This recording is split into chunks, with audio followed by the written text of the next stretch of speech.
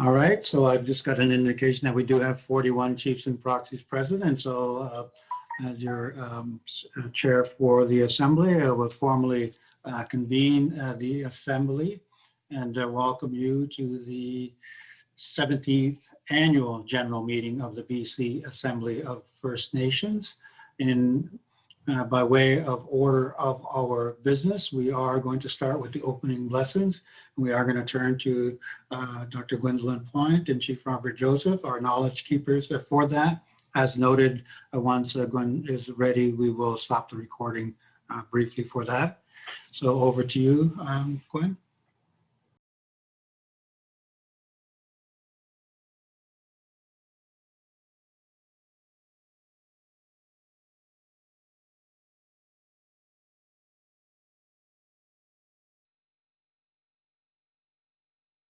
Our opening protocol, let us turn to the welcome from our regional chief, Terry Teegee.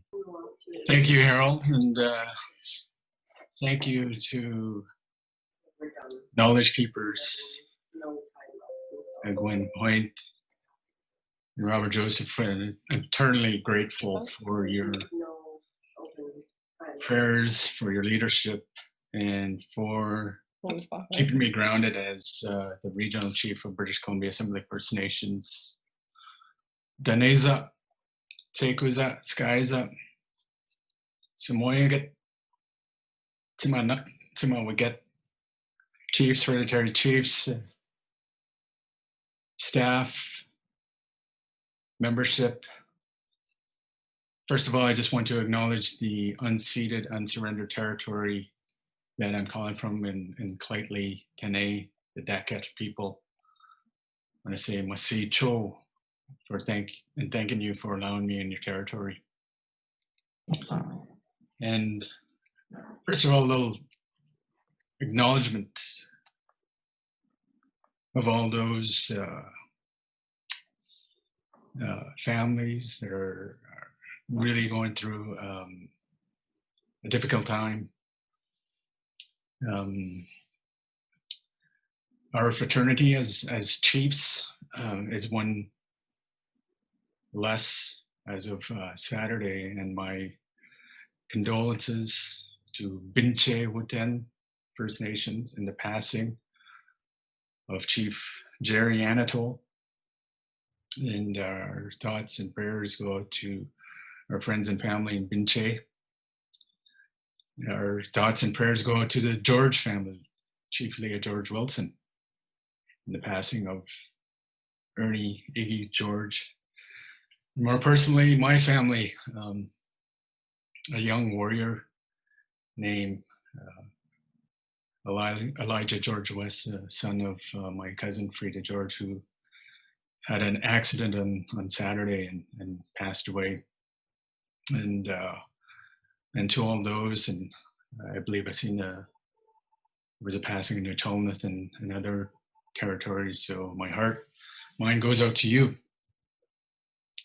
And I just want to thank everybody that due to COVID-19 restrictions, we have had to host this meeting online. And I want to keep everyone safe and healthy. I wish you all the best of health for you and your family and your community, and do your best to protect your communities, considering the fact that we've seen a huge spike in the second wave that is the pandemic of COVID-19. This is the 17th year of the BCAFN Annual General Assembly, and it certainly has been a historic one for all of us.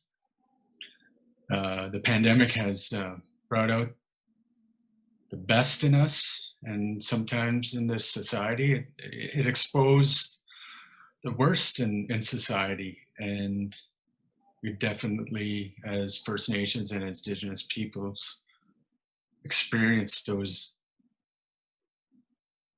issues in terms of the social behaviors and also the lack of equity to our people. However, in Canada, we are showing Canadians and the world how colonial laws, regulations, and social systems are not designed to hold us up. heal us, or set us on a path to reconciliation. It's our people, our matriarchs, our youth, elders, and ancestors that have continued to demand the changes we need in British Columbia and Canada. We know that there is systemic racism and sexism, and it exists in society. Those issues need to change.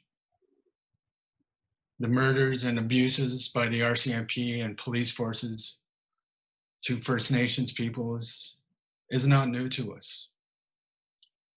Rather, it was highly exposed during this pandemic. And we've seen the issues of racism and how our Mi'kmaq brothers and sisters were treated just to access a moderate livelihood within their ability to fish for lobster. We see this on our coast, on how fishers are unable to access their own fisheries resources. We continue to break up this systemic poverty in our communities and move towards wealth management. And this wealth comes from our languages, elders, children, and matriarchs. This wealth comes from you, our chiefs, our leaders, our knowledge keepers, who are respectful, thoughtful, and strategic peoples. The diversity of First Nations in British Columbia is our strength, as is our ability to come together to assert, implement, and reaffirm our inherent and treaty rights. We are moving in an area of consent-based decision-making with the Crown. The United Nations Declaration for the Rights of Indigenous Peoples acknowledge that our rights are human rights. These human rights had been and continue to be violated by the Crown, but we are on a course to change this narrative. Your laws and protocols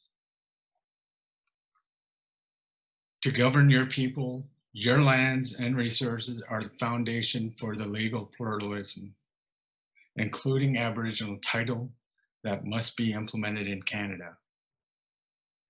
We accomplish so much together, chiefs. We will take back our authorities and jurisdiction. We will rebuild our languages and culture. We will support each other in times of need, in times of celebration, and in very difficult times like these.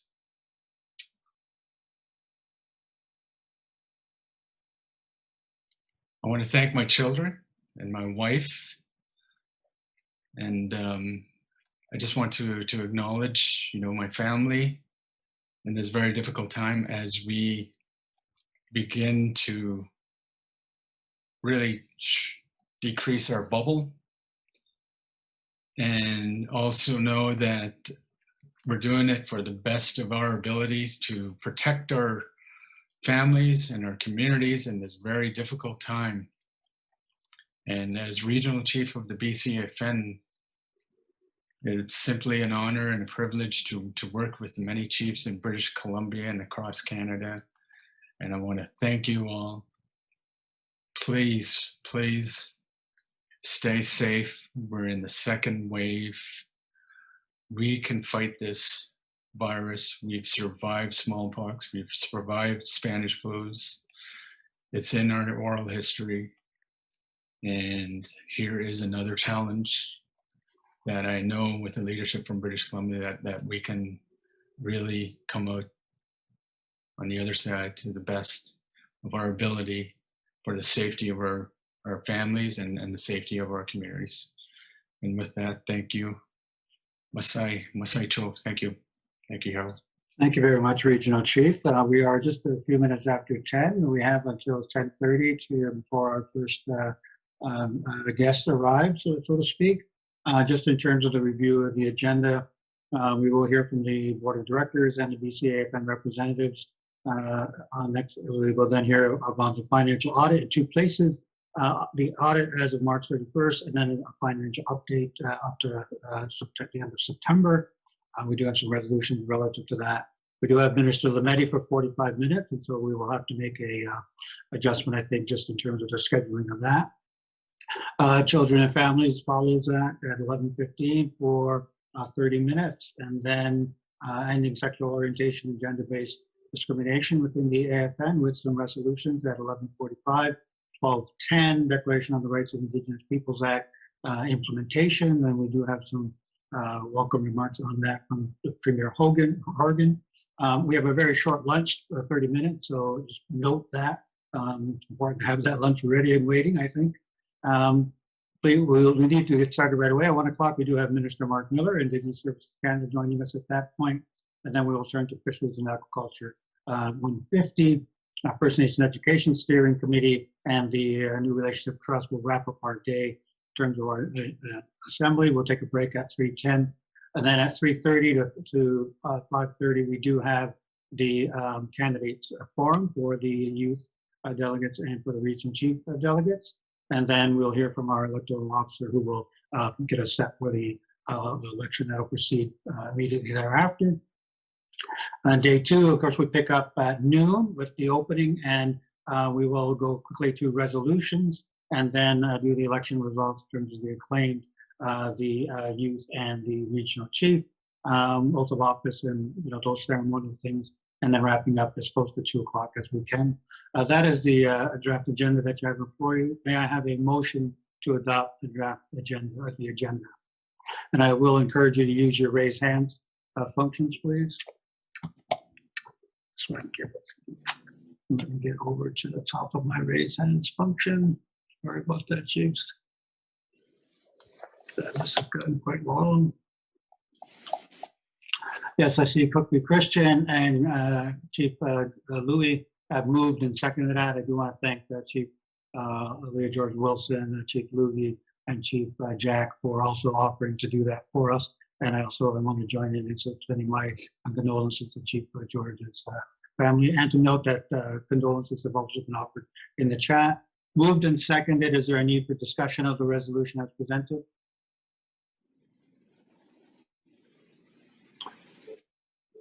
Maybe I'll just quickly double check. Chief Louis or Chief Jack, your hand is still up. Did you wish to comment on that, or was that just a need to lower your hand? Thank you very much for that. Seeing no hands up to discuss the resolution, then are there any abstentions to the motion to adopt the resolution, the agenda? Seeing or hearing none, are there any objections to adopting the motion for the agenda?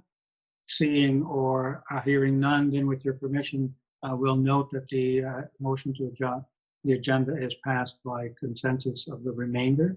So thank you very much for that. We will turn to the update from the BCAFN Board of Directors, and so please help me welcome Chief Harvey McLeod, and we'll spotlight his video.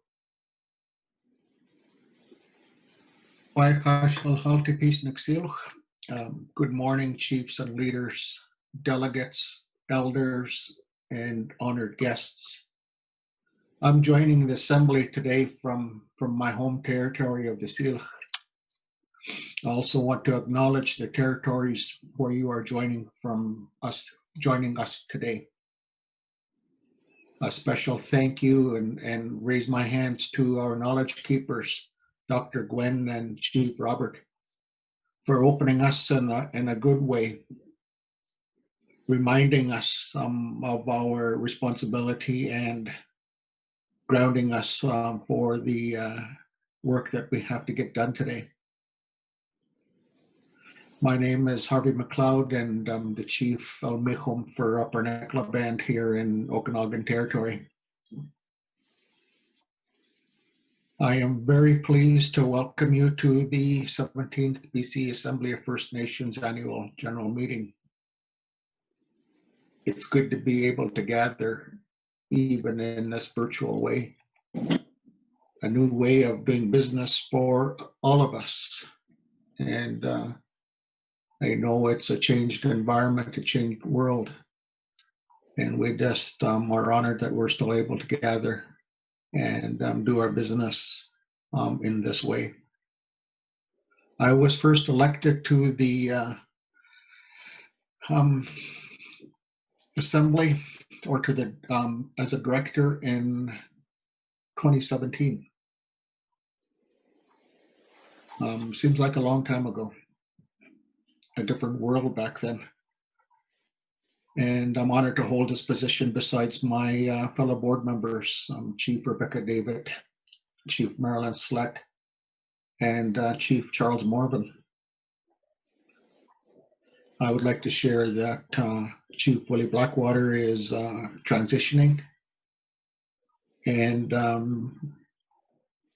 moving in a new direction in his life. And we would like to thank you, Willie, for your dedicated service to BCAFN and your impeccable work with this board. I would also like to congratulate BCAFN's 2 recently acclaimed board members, Chief Roseanne Casimir from Ticamlips to Shuwapmak and Chief Brian Azu from Waikai, whose terms will officially start at the end of this assembly. We look forward to working with you. On behalf of the membership, thank you to Chief David and Chief Slett for your service on this board over the years. I know as a brand new board member coming on back in 2017, I as an individual followed your lead, used you as my anchor to get settled into the work that we were challenged to do by our leadership. This past year has presented a number of challenges, but I believe BCAFN has met that challenge and has adapted in order to continue fulfilling its mandate. I'm very proud of this board team and our staff.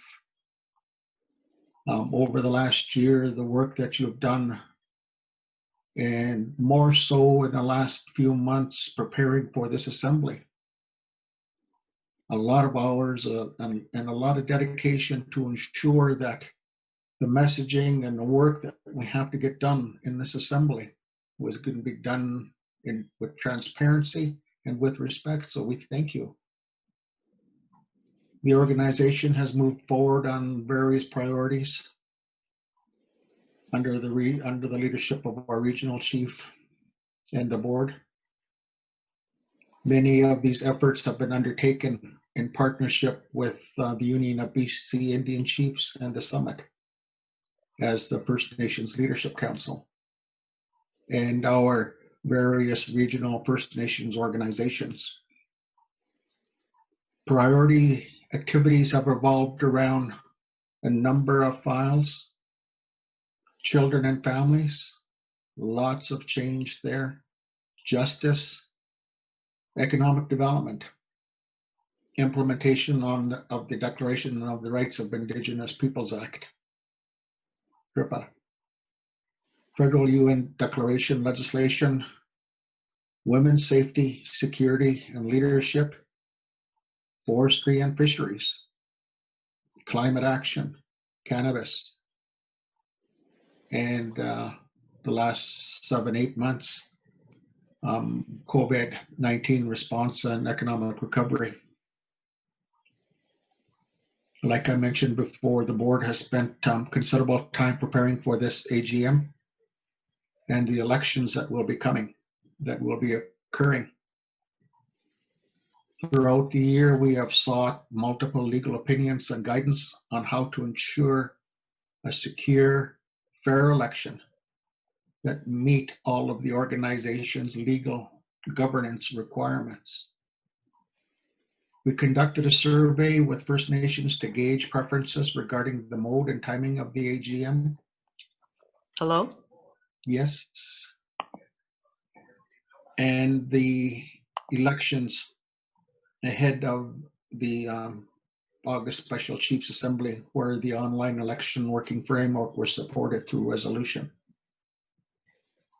The board has also reviewed this year's audit and is pleased to welcome a clean audit, a clean report, which will be presented to you during this AGM. and is included in your meeting kit.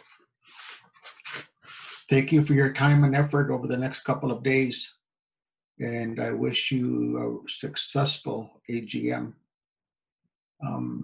It's been a trying few months for all of us. The impacts of COVID impacting us in many different ways. And we are all challenged to ensure that our people, especially our families and our community, are being taken care of.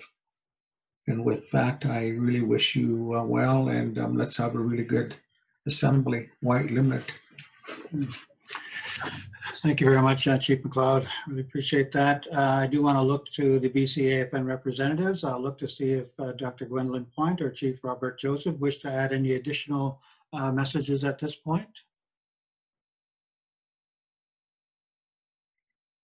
Good morning, Harold. I'm good, Harold. I feel like I gave my address at the beginning there. So thank you, Regional Chief. Good to see you. Thank you, Harvey, to eat all it's all. Oh, thank you as well, Bobby. Appreciate seeing you, hearing you. Good medicine. Thank you very much, Gwen. Bobby Joseph, Chief Robert Joseph.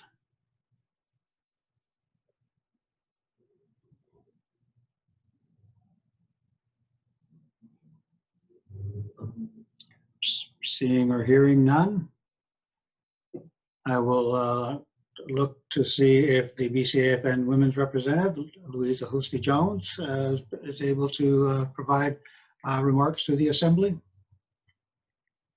Good morning. Good morning, chiefs and leaders, delegates, elders, and honored guests.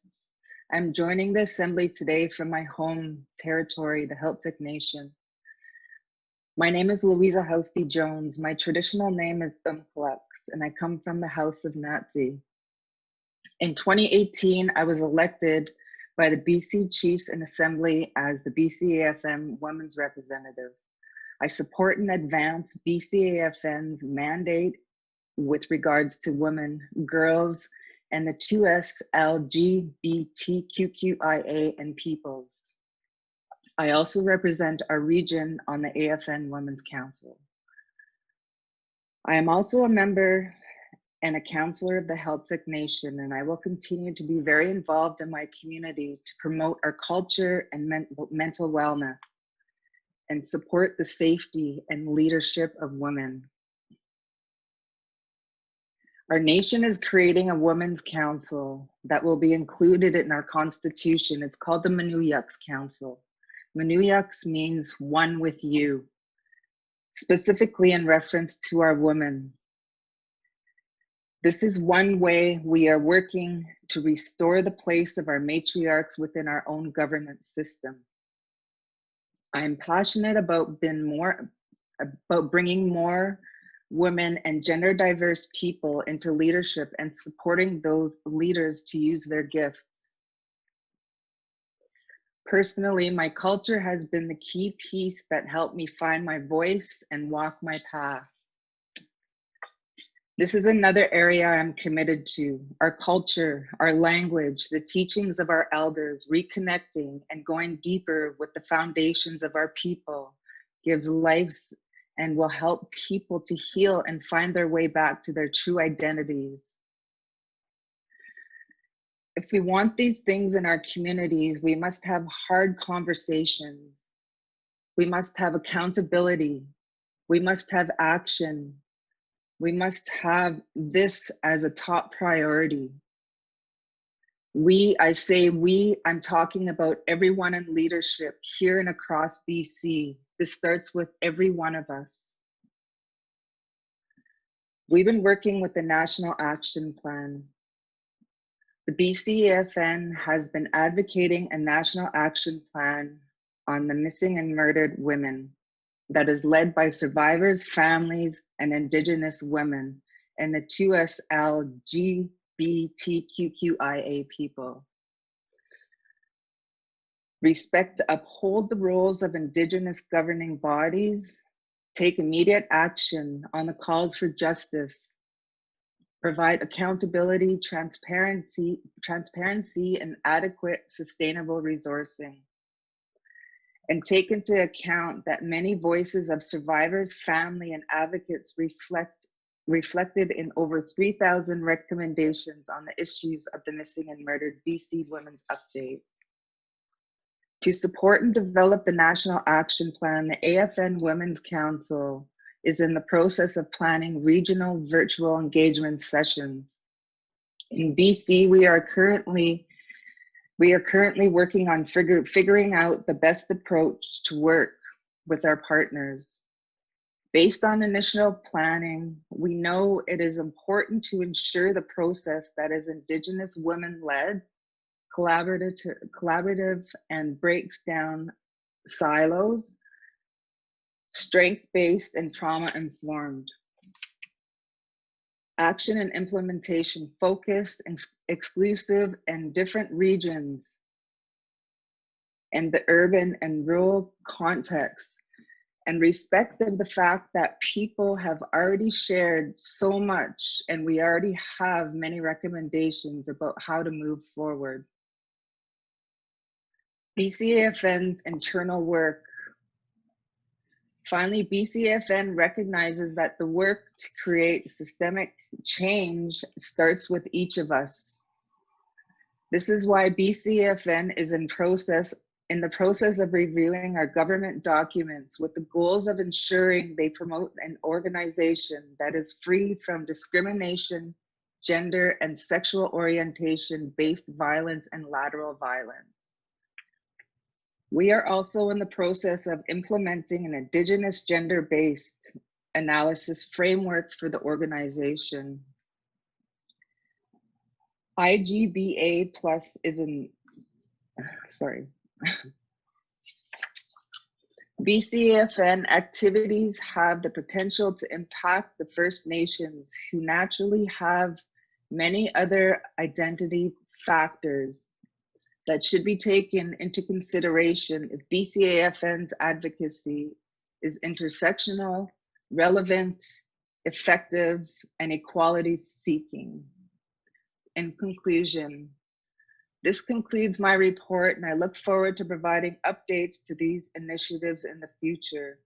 Thank you to all the leaders who are taking steps to uphold my role and safety of women and gender diverse people in our communities. Thank you to all the advocates who continue to give their lives for our women and girls day after day. Thank you to our women and gender diverse people in leadership who have shown great strength and are paving the way for future generations. Thank you. Thank you very much, Louisa. I really appreciate that. I do want to turn to the male youth representative, Justen Peters, for an address to the Assembly.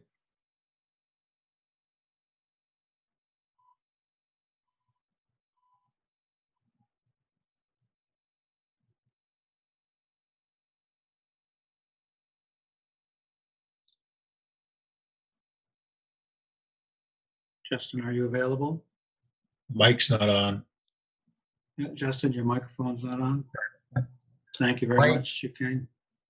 White, Huskahalt, Eastqueast, Inscom Houston, Limp Coolin Putin, Limp Remston, Limp Kutimich.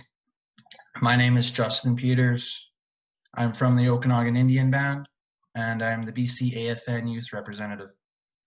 I'd like to express my gratitude for our elders for their kind words and grounding us by connecting us to your spirit and leading us off in a good way.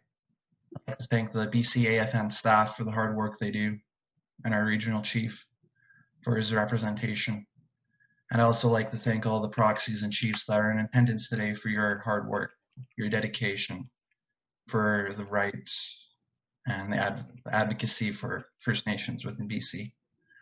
Today, I'd like to just do a report on the youth activity, and then we can continue on with the General Assembly.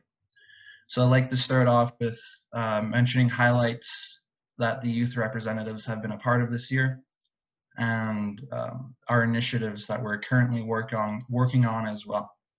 So last December, the BCAFN Youth Representatives attended the AFN Specials Chief Assembly in Ottawa, where Jade, the female representative, and myself attended and participated in a blanketing ceremony for Chief Judy Rabel, or the Honorable Judy Wilson Rabel, member of the House of Representatives, on behalf of BCAFN for her advocacy for First Nations in the federal government and all the leadership roles she's had.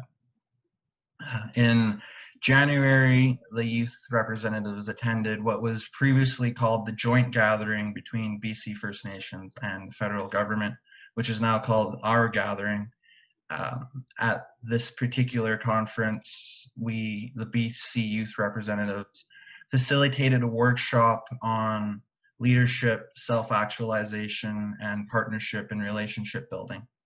The youth also participated in a videography project as a goal to reach audiences far and wide and strengthening a network for Indigenous youth across Canada. In February, the BCAFN held their business forum in Prince George, and the BCAFN youth reps moderated discussions and also had an opportunity to showcase other young business leaders in BC. This greatly helped with our public speaking and presentation skills and gave youth entrepreneurs an opportunity to network amongst other First Nations entrepreneurs and businesses. In March, I believe, I attended the 2020 Adaptation Conference in Vancouver, which was an event focused on sustainable development and how to adapt and mitigate the impacts of climate change. It was an inspiring bipartisan conference that incorporated views from First Nations, industry, government, and environmental groups. I was quite impressed with the incorporations of First Nations participation in the solutions presented. It was a very optimistic and pragmatic conference to be a part of. It really cleared up a lot of maybe political bias and whatnot. It was very science focused, and they really did show the value of Indigenous knowledge about relating to the land and sustainability. So following that, the BCAFN youth representatives attended the BCAFN Specials Chief Assembly in Nanaimo, and after that, we were part of the announcement for the BC First Nation Justice Strategy, which was another example of the great work that BC First Nations are doing and how we're spearheading a lot of causes that are having ripple effects on the rest of the country. And one of those ripple effects is the implementation of UNDRIP. I've recently become a part of a national youth committee on the implementation for UNDRIP and getting youth involved in essentially having the torch passed to them, since the implementation of UNDRIP has been a decades-long fight, and it still is a fight, and it's going to have to continue going. And also respecting the progress that have been made by grassroots movements or First Nations on their own accord as well. So, of course, COVID-19 had an impact on the entire planet. And as of a result, all meetings and conferences have come to a halt and have gone virtual. It's a significant challenge to adapt to, but BCAFN Youth Rep have been actively working to engage fellow youth with the help of the United Aboriginal Youth Collective, as well as working with MER to have youth involved with the implementation of UNDRIP, and as well as remaining connected and finding creative ways to network and adapt and grow through our new reality. COVID-19 has been a burden for many of us, but it's also been a positive opportunity for youth to reflect on what's important. I myself, I moved from the coast back to my traditional territory in the Okanagan Indian Band, and I got connected with knowledge keepers and elders and started to really learn about traditional medicines and food gathering places and food sovereignty and protection, or just connecting with community and really being grounded in our traditions, just in case we had to be more self-sufficient. As youth programs and summer camps have been postponed indefinitely, it's been a time for our youth to learn about our heritage, our ancestors, and the traditional ways of living during times of uncertainty. And food security and growing food and utilizing traditional foods has been a trend that's been popping up across BC. And that's a silver lining between this, is that I've been seeing among youth a greater interest in connecting with the culture. Sustaining a strong network of competent and passionate First Nations youth in BC is one of our major goals as BCAFN youth reps, which is now more important than ever with social distance restrictions in place. We hope that creating programs and partnerships that we can collaborate to continue with a sense of belonging for First Nations youth through these isolated times. I'm looking forward to what the upcoming years bring, and I'm optimistic that these challenges will make for our youth and that they'll become stronger and more resilient than ever. And one more current project that we have going is that we're trying to create a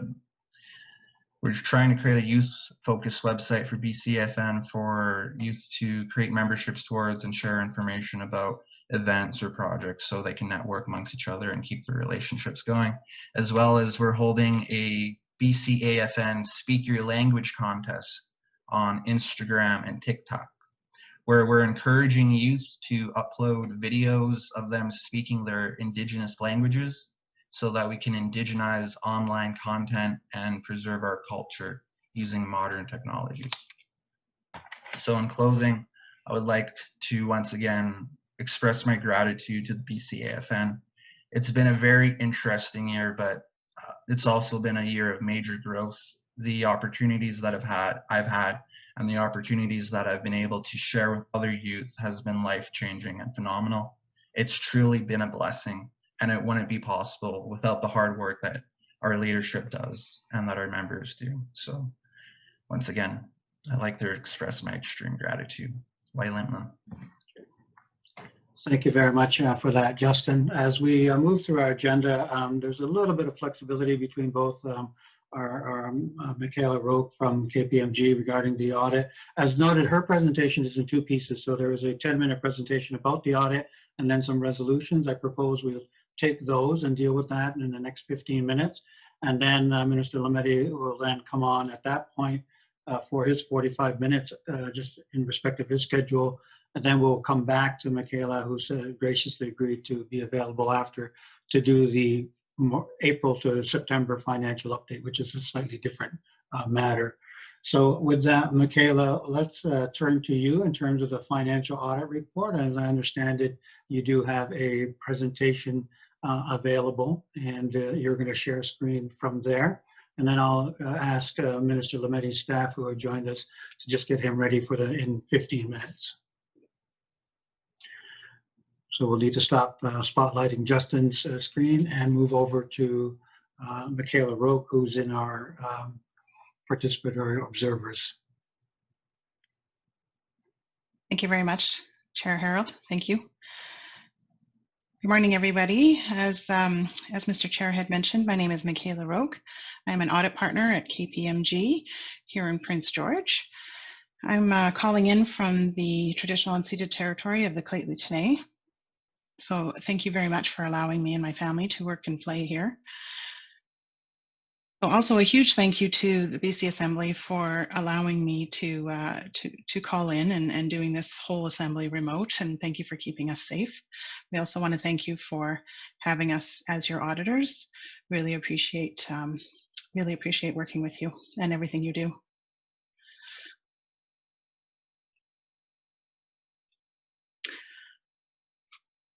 So as Mr. Chair mentioned, I will go through the audit. I'll go through the auditor's report, and then I'll go through the financial statement review of the audited statements. And then we'll pause there, and then we'll be back for the financials for the subsequent period. So KPMG is issuing a clean auditor's opinion. There were no material misstatements found in the financial statements, and we've reported as such. Also, every year, as auditors, we do like to make sure that you have our contact information so that if anything does come up anytime throughout the year and you'd like to be in contact with the auditor, please feel free to reach out at any point in time, and my email address is there for you. So as mentioned, I'm going to go through the March 31 audited financial statements. I've just summarized the different sections here for you guys. So I'll go through first the financial assets. So this is anything that can be converted to cash. So there's the bank accounts. Cash is sitting at 2.1 million this year compared to 1.1 million in the previous year. And included in the 2.1 million is our funds from the different projects that maybe weren't completed this year, waiting to be done and carried forward in the future year. And we'll talk about that shortly as well. Accounts receivable, 686,000 compared to just over $1 million in the previous year. And here, this is the funders that are just the timing of when the funding is going to be collected, crossed over March 31. So included in the accounts receivable, a larger portion of that is from the Assembly of First Nations for 340,000. There's also the non-financial assets. So this is physical assets that can be physically touched, but can't be converted to cash as easily. And so there's tangible capital assets. So these are your computers, equipment, and furniture and buildings. So 331,000 this year compared to 365,000 previous year. And prepaid expenses, 19,000 compared to 17,000 in the previous year. Next, this is the financial liabilities at March 31 for the BC Assembly. Accounts payable and accrued liabilities was at 617,000 compared to 661 in the previous year. And these are just vendor payments and bills that just weren't paid quite yet at March 31 that just crossed over the year end. Deferred revenue is sitting at 2.1 million compared to 1.6. As mentioned, this is revenue waiting to be recorded as revenue once the projects are executed. Included in the 2.1 million, the biggest piece is 1.8 million from the Ministry of Indigenous Relations and Reconciliation. And this year there's long-term debt of 157,000. So total financial liabilities this year is 2.8 million compared to 2.2 million in the previous year. So next I'll go to the operations for the 2020 fiscal year. Revenues were budgeted to be just over 6 million, and BC Assembly recorded revenues of just over 4 million compared to 3.6 in the previous year. Now, as we had discussed before in deferred revenue, there was about 2.1 million of funds that were set aside and carried forward for future years to be spent, especially given the year that with COVID, a lot of the projects couldn't necessarily be executed. So the monies are set aside to be used in the future. So correspondingly, expenses were budgeted to be 6 million, but was spent just over 4 million compared to 3.4 in the previous year.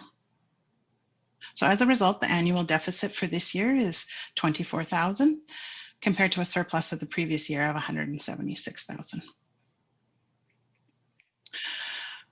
So here I've just put in a pie chart format the major funders for BC Assembly of First Nations. There's three main ones, and it's Indigenous Services Canada. This year represented 32% of the total revenue compared to 38% in the previous year. Ministry of Indigenous Relations and Reconciliation represented 45% of the total revenues compared to 34% in the previous year. And the Assembly of First Nations held status quo at 17% this year and last year. And also we mapped out the expenses by function. So this is a good way of seeing the different departments and how the expenses are put into different sections here. So administration this year was 36% of total expenses compared to 38% in the previous year. This year, policy development was made up 30% of the expenses compared to 41% in the previous year. And this year, legislation was about 32% of the total expenses compared to 12% in the previous year. And last year, 9% of the pie was for cultural events, and this year was just under 1%. So given the very different environment. So with that, I will pass it back to yourself, Mr. Chair.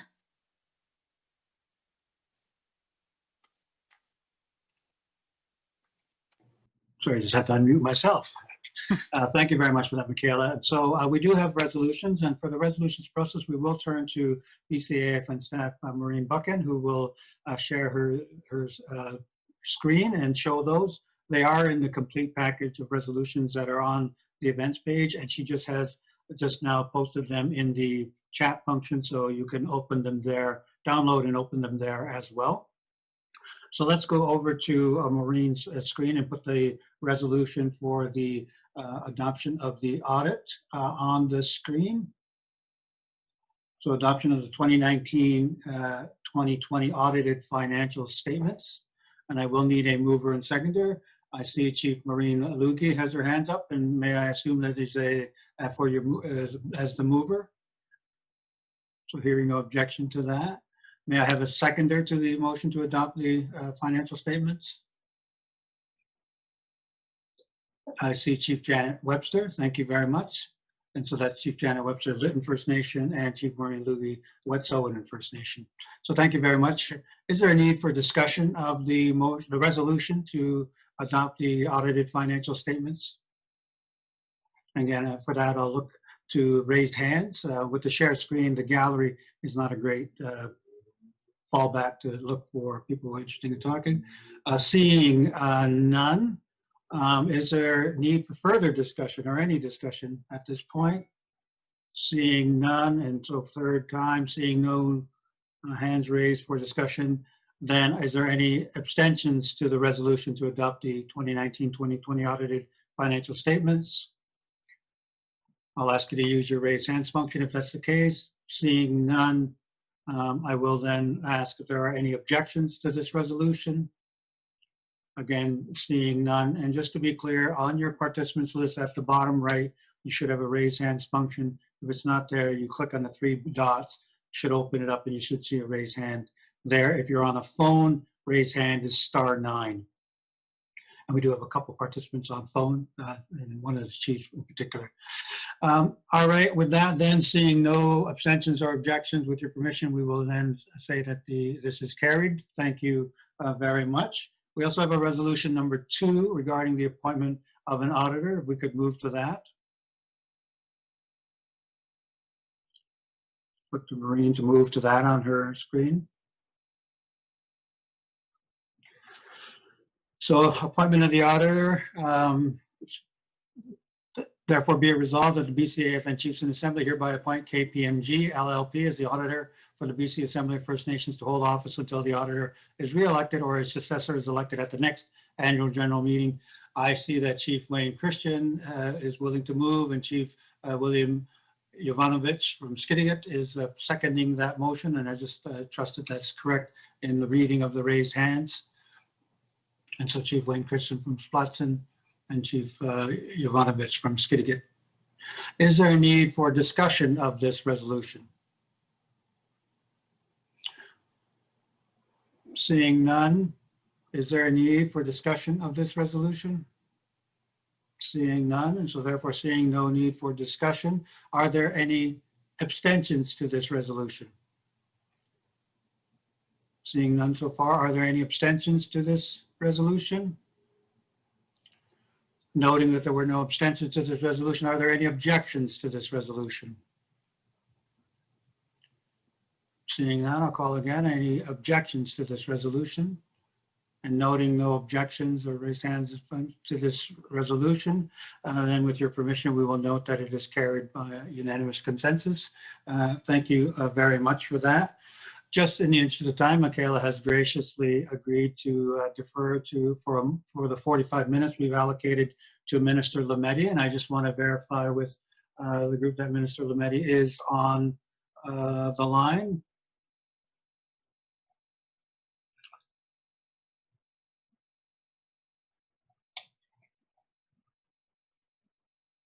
I did note that there were a number of the minister's staff.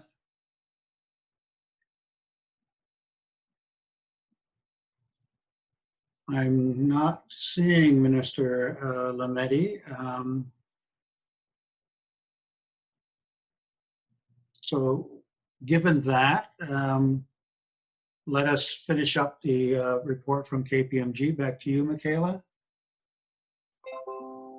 Thank you, Mr. Chair.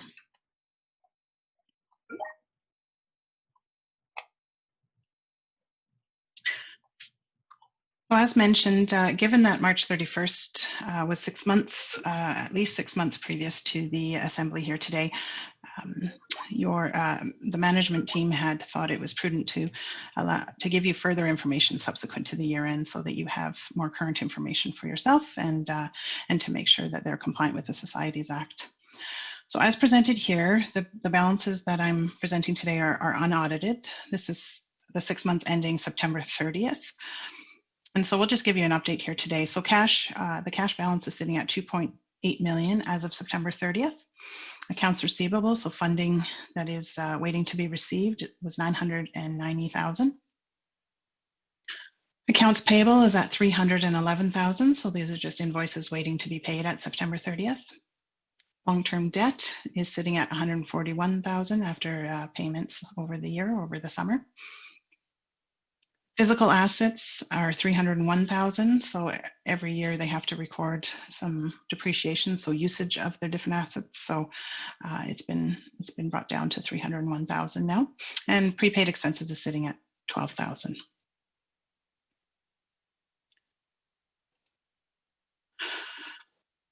So here are the 6 months of operations. So all of the revenue was recorded into the surplus, just because it was to be used for the 2021 fiscal year. So it's sitting in revenue at the moment for projects that are going to be incurred this year. Indigenous Services Canada, 977,000. Ministry of Indigenous Relations and Reconciliation, almost 3.2 million. Assembly of First Nations was 713,000. And there's a small other income pool of funds there for 11,000. So total revenue for September 30th at the moment is 4.9 million. Total expenses of administration is 554,000 currently at September 30th. Legislation is at 446,000, and policy development is at 560,000 for total expenses of 1.5 million. As shown there on the bottom line, the surplus for the 6 months ended is 3.3 million, and this is comprised of the revenue that's still to be spent over the next 6 months. And if not, then it'll hopefully be deferred to be used for the next fiscal. So this was again unaudited balances, and this is just a snippet so you know 6 months ending after the fiscal year end we just reported on for the audit, just so you know where the BC Assembly is at. We did have a little bit of time to be able to take questions if there were any. Otherwise, I will pass it on to yourself, Mr. Chair.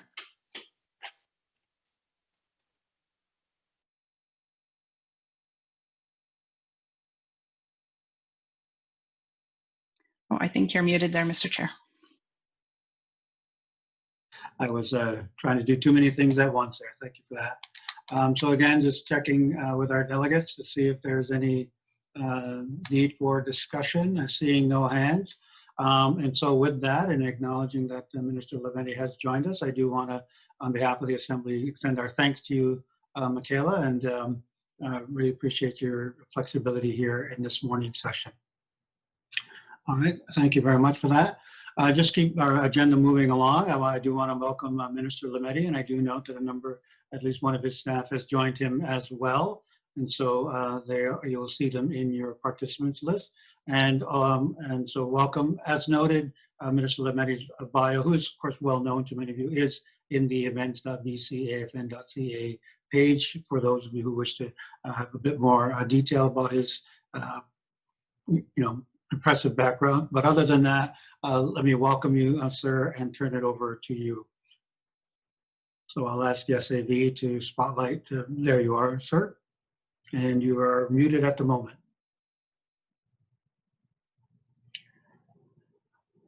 We just need to unmute your mic, Mr. Minister. No, you are muted. Sorry, Mr. Minister, you're still muted. Bottom left of the screen on your little microphone should be able to just take that red line off. Still not hearing you.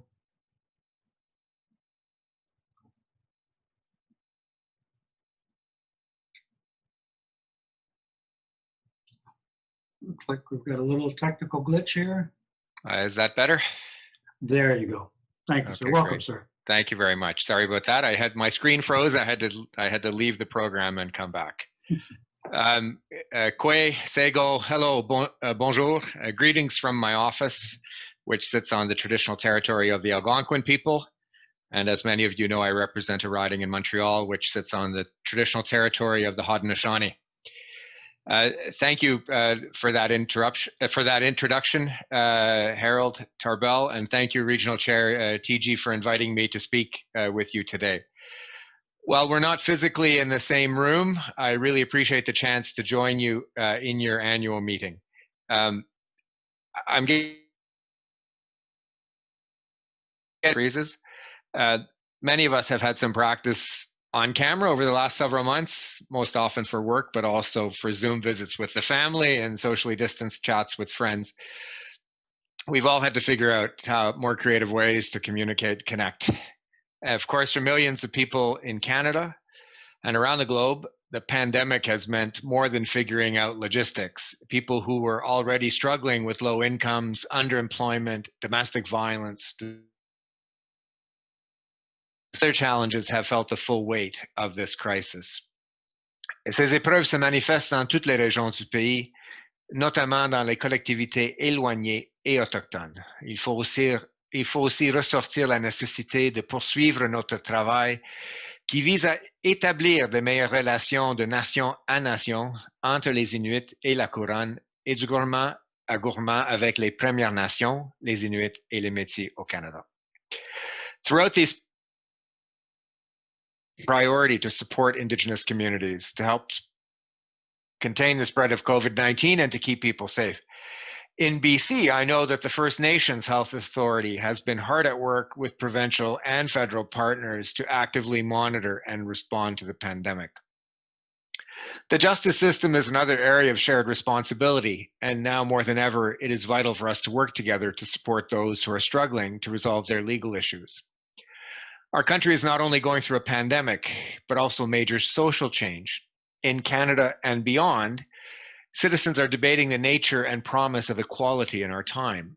They are rightfully and urgently demanding change to fight systemic racism in our society. It is our duty as leaders to listen and to act.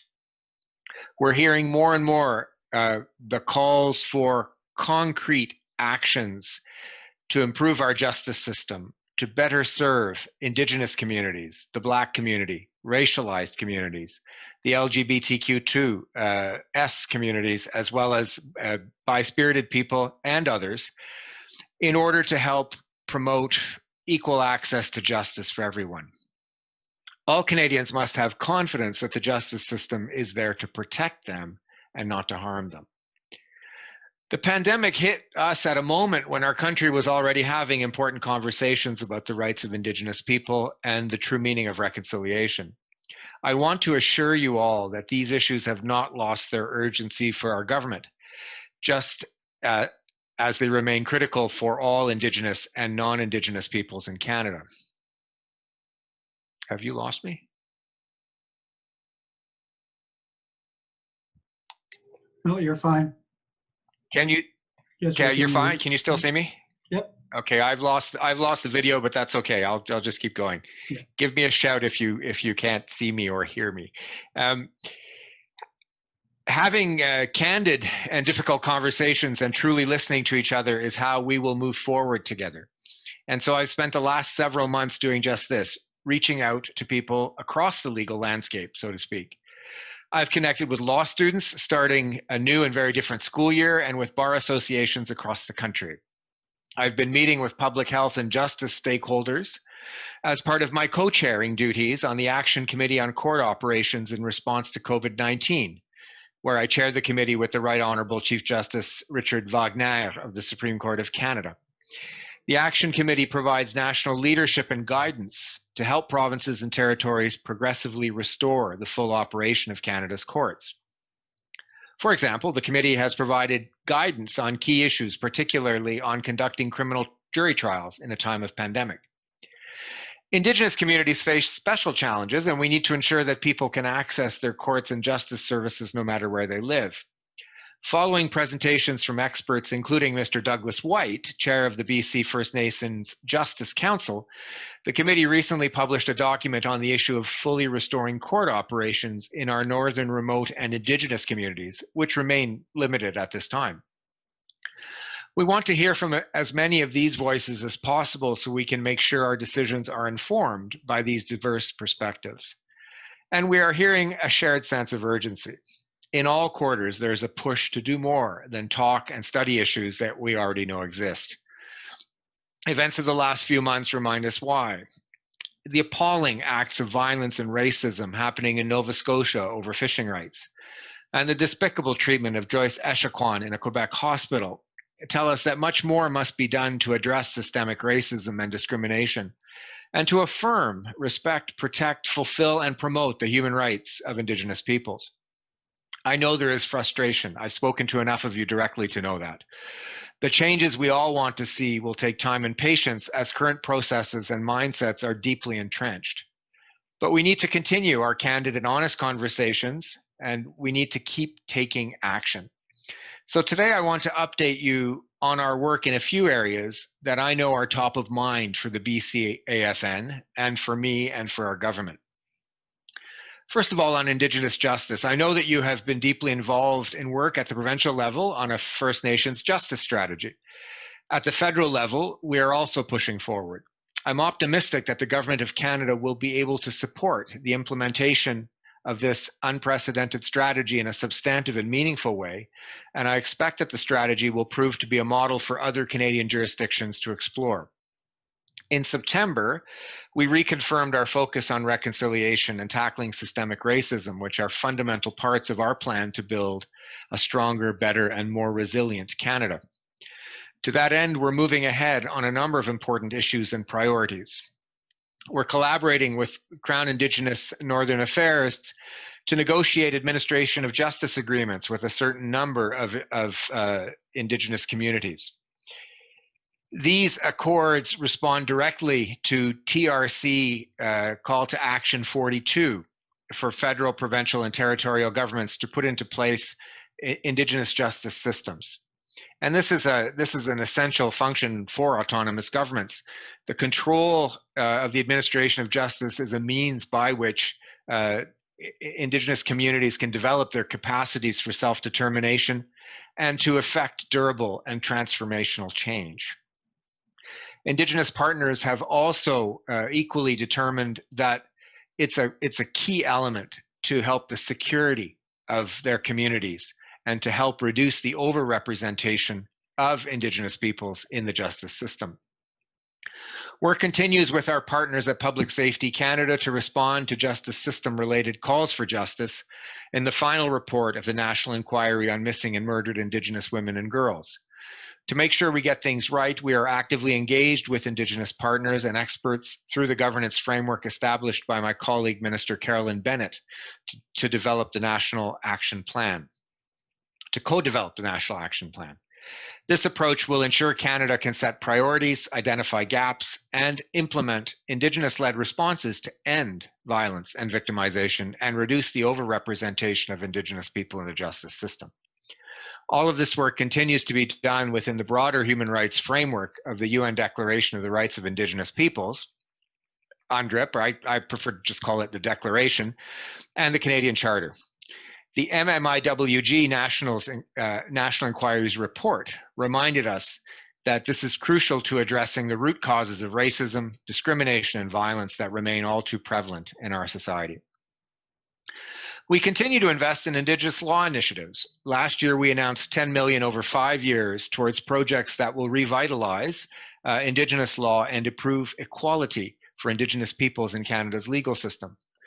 For example, we've provided $152,000 over 3 fiscal years to the University of Victoria to support its work to develop the new joint program in Canadian common law and Indigenous legal orders. We continue to review many other excellent applications for this funding under Call to Action 50. And so we continue in that. And I would think a number of you have made applications in that vein, and we are assessing them as we speak. Law reform is also central to our ability to make progress towards reconciliation. Former Bill C-75, introduced by my predecessor, the Honorable Jody Wilson-Raybould, came fully into force last December and addressed systemic barriers through a number of measures. Changes to the bail system so that the circumstances of the accused, in particular Indigenous accused, must be considered by police and judges at all stages of the bail process. New judicial referral hearings to provide alternatives for prosecuting specific administration of justice offenses, those offenses that are notorious for placing Indigenous peoples in a revolving door that keeps them returning to custody. So we're trying to avoid that. And abolishing peremptory challenges in the jury selection process, which had been used in the past to eliminate Indigenous peoples from juries. Indigenous peoples who interact with the justice system need to be heard, respected, and understood. These changes are helping to build trust and remove barriers. As you know, Justice Canada has been working in partnership with provinces and territories on a number of Indigenous-specific justice programs, the Indigenous Justice Program, the Indigenous Court Work Program, and the Family Information Liaison Units, the FILUs, under the Victims Fund. These programs can and do make concrete differences in the lives of individuals, offering them support through community-based and culturally grounded programs. We're proud of what we've accomplished together through the Indigenous Justice Program. Nearly 200 community-based justice programs, 27 of which are in British Columbia, are provided support. These programs could be helping someone make a choice to seek help instead of turning to violence, or giving them a chance to benefit from a culturally relevant alternative to incarceration, or helping them heal as victims, as offenders, as a community. We've also partnered on the Indigenous Court Work Program to support the delivery of Indigenous court work services by the Native court workers and counseling of British Columbia, which help Indigenous people obtain fair, just, equitable, and culturally relevant treatment in the criminal justice system. En raison des suspensions des tribunaux et des retards dans les audiences, les conseillers parajudiciaires devaient se montrer encore plus innovateurs pour mobiliser et soutenir leurs clients, les personnes qui ont besoin de notre soutien, et pour aider les juges, les procureurs et la couronne et d'autres intervenants du système judiciaire. And family information liaison units remain an important source of support and information for families coping with the trauma of a missing or murdered loved one. The FILUs have proven to be a tremendous help to families from across Canada on their healing journey and helping ensure families and loved ones have somewhere to turn for finding information and support. I'm pleased to be able to continue to support those. But so much more is needed. Like all of you, I'm concerned about the fact that Indigenous overrepresentation in the criminal justice system is getting worse, not better. Our government is committed to bringing forward changes to ensure that all Canadians, including Indigenous peoples, have confidence in the criminal justice system and have confidence that the criminal justice system is used where it is needed to keep people safe, but not where it would be discriminatory or counterproductive. Criminal law is a heavy hammer and must always remain a last resort tool. Even within the criminal justice system, restraint has to be a bedrock principle. The truth is that we cannot fully address this issue without also recognizing and taking action about the myriad structural and systemic factors that contribute to this worrying trend. Our government has made significant investments to improve access to justice, quality of education, affordable housing, community infrastructure, employment opportunities, poverty reduction, and health and social services, all socially relevant factors that have been linked to better outcomes for individuals and their communities. While there's no one single solution to an issue as complex as the overrepresentation of Indigenous people in the justice system, there are many actions we have and continue to take and that will help curb this disturbing trend. We know there's much more work ahead of us than behind us, and we'll continue this critical work, and I'll continue to work with you in collaboration with your communities and in collaboration with my colleagues around the table in order to attack systemic racism and the challenge of overrepresentation. Diversity, I want to talk a bit about diversity on the bench. Of course, we need to do more than change how people interact with the justice system. We also have to shake the core of the system itself. It's a fact, and you've heard me say this before, that historically most judges have looked like me, white and male. We need a bench that's more reflective of Canada's diverse population, one that can provide a broader array of perspectives and lived experiences. This will lead to better decisions, more informed decisions. It will increase public trust and create a fairer justice system. 4 years ago, our government set out to change our judicial appointment system, again, under the work of my predecessor, the Honorable Jody Wilson-Raybould, and I'm encouraged by our progress to date. We have redone the candidate application form, and we've asked candidates to share their experiences, to tell us about their personal histories and how they identify themselves. If they identify themselves as Indigenous peoples or as members of the LGBTQ2S community, or as racialized persons or as people living with a handicap. We've also made changes to the judicial appointment committees in order that they better reflect the diversity of Canada. And we've asked the commissioner to the courts administration system to collect and publish data on the demographic profile of candidates and the people we've named. These measures in and of themselves have helped, and they're making a difference. Since November 2015, our government has made over 400 judicial appointments, including 53 appointments to BC Superior Courts. Since the beginning of my current mandate, since we got reelected, nearly 2/3 of all the judges we've appointed are women, a quarter are visible minorities, close to 10% from the LGBTQ2S community, and 3% are Indigenous. Now, we need to work to get improvement in all of those statistics, particularly in the last one, which is Indigenous. In order to ensure a truly diverse justice system, we need candidates from diverse backgrounds to apply. So I encourage all of you to speak to people that you know to apply and to have confidence that their application will be treated with all the seriousness it deserves. The appointment system is getting better. It's more open and inclusive, and the barriers are starting to come down. The more diverse judges we can appoint, the better role models we will get, and they will inspire other people to apply and be confident in the system. So please help in that regard. Encourage good people that you know to apply, because that really, and mentor people. If you're a senior person, mentor people who are younger than you to think about applying either now or down the road. Minister Lametti, I just wanted to know, we're about halfway through your available time. Yep, I just want to say a few words on the declaration, and then I'm happy to take some questions. How's that? So as you know, the declaration remains one of our priorities.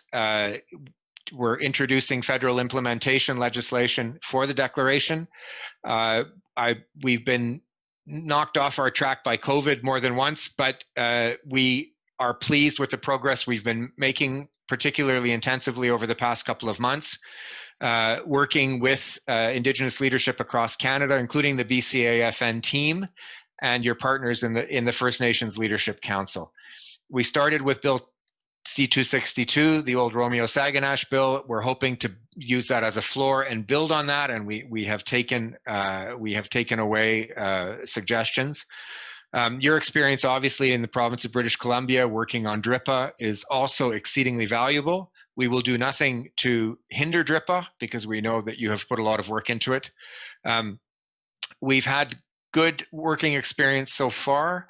Last week, we met with Cook B. Judy Wilson, Regional Chief Terry Teegee, with my colleagues Carolyn Bennett, as well as national leadership of Perry Bellegarde, President Obed of ITK, and national spokesman David Chartrand of the Métis National Council, and Chief Abel Bozum from the Cree, and Chief Tizia Tram from your neck of the woods. So I appreciate the input we're getting there. We have met with others. We've met with young people. We've tried to meet as much of the leadership as we can. We're going to continue to do that. I know some of you are hoping we'll reach out. We'll do our best. But please don't wait. We're doing our best to speak to everybody, and this process will continue through the parliamentary process. We'll continue to consult after we have tabled the legislation in the House of Commons, but we promise to have it tabled before the end of this calendar year, and I think we can do it. So we're getting there. We're learning and evolving. We're doing things hopefully differently. I think the declaration will be transformational. I know that it's having a positive impact in British Columbia, and in fact, the British Columbia experience is helping me explain the declaration to other non-Indigenous leaders across Canada. And your Indigenous leaders are helping explain it to industry, which is also helpful too. So we're getting there. I'm happy to take questions. Megwich, Sego, merci. Thank you very much, Mr. Minister. I know your time is a little bit tight, but I will note that I do have Cookby Wayne Christian from Spotston, Councillor and Squamish Nation spokesperson, Councillor Dustin Rivers from Squamish, and Chief Ralph Leon from Stehelis, sort of on deck. Perhaps, if it's okay with you, we'll take their 3 questions and comments and then come back to you. Would that work for you, sir? That would be fine. I'm just going to grab a pen. Hang on. Okay. Thank you. And let's go to Cookby Christian, followed by Councillor Dustin Rivers, and then followed by Chief Leon. That's likely all the time we'll have, but we'll see where the minister is on his schedule at that point. Cookby Christian. Yeah, good morning, Harold. The minister's not sitting down. Where is he? I'm standing at my desk. Oh, okay. You can hear me though, right? I can hear you perfectly well. Thank you. Okay, good. I know the time is short, Minister. You know, I'm Cookby Wayne Christian from Splatsine. What I'm going to ask you is related to what took place in January 1st, 2020, was the actual proclamation and Bill C-92, the Act for Children and Families. And what I'm going to ask is, what are you doing in relation to working with your colleagues, Minister Bennett and Minister Miller, to bring this to the forefront in the justice system? You talked about the overrepresentation of our people in the justice system. If you did an analysis on that, you would probably see that probably 95 to 99% of those people incarcerated have come through the child welfare system. It's really predominant in terms of what's happening. It's at the core of systemic racism. As we know, it's a continuation of the residential school system. So what are you doing to actually implement Bill C-92 with your cabinet colleagues to ensure that the justices across Canada and up into Inuit understand C-92 is now law, that it needs to be implemented on behalf of our children, on behalf of the families? So that's my question for you. Thank you. Thank you. Councillor Rivers? Good morning. Thank you, Minister, for joining us. I'll keep my question and comments short because I want to have a lot of time for the others to speak and for you to answer. My question's in relation to the Indigenous Rights Bill, and in particular, and I know that some of our leadership have probably raised this with you, but I have this chance to ask you now. One of the strongest aspects of the UN Indigenous Rights Bill in BC is the tool that allows for shared statutory decision-making and the ability for government to negotiate agreements with Indigenous governing bodies for shared statutory decision-making. And I think, as we know in BC, on numerous issues that involve federal jurisdiction, the lack of ability for nations to have a seat at the table around shared statutory decision-making is a big reason for a lot of the conflicts that eventually arise with the federal government, whether it's on issues like fisheries or environmental assessment of projects, etc. So all of the draft legislation that we've seen from the federal government does not include language around shared statutory decision-making like the BC bill does. And I'm wondering if you might be able to comment on commitments to use BC's legislation as a floor as well, to learn from the success that we've created here in BC around the implementation of the United Nations Declaration on the Rights of Indigenous Peoples. Thank you. And Chief Leon?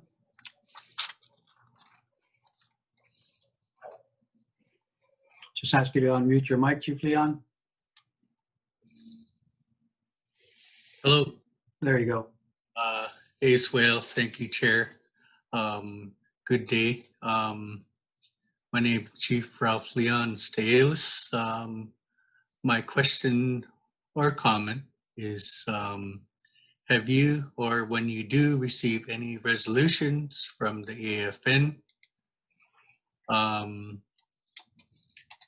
if you're going to address them or communicate with them on them to the National Chief or BCAFN, because you know, it's pretty simple. We want action, we want answers, we wish to work together, just as you said in Ottawa when we all attended the AFN, and when you came to our room, the BC room. BCM. Thank you, Harold. Thank you. Over to you, Mr. Minister. Thank you. Thanks very much. Cook B. Wayne Christian, on Bill C-92. So you're correct to note that so we passed that. We co-developed that bill with the 3 national Indigenous organizations, including the AFN. And I think you're absolutely right. That we on the non-Indigenous side have done a lousy job on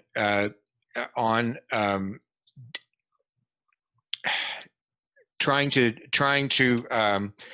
care for Indigenous children. I think it's fair to say we couldn't possibly have done a worse job.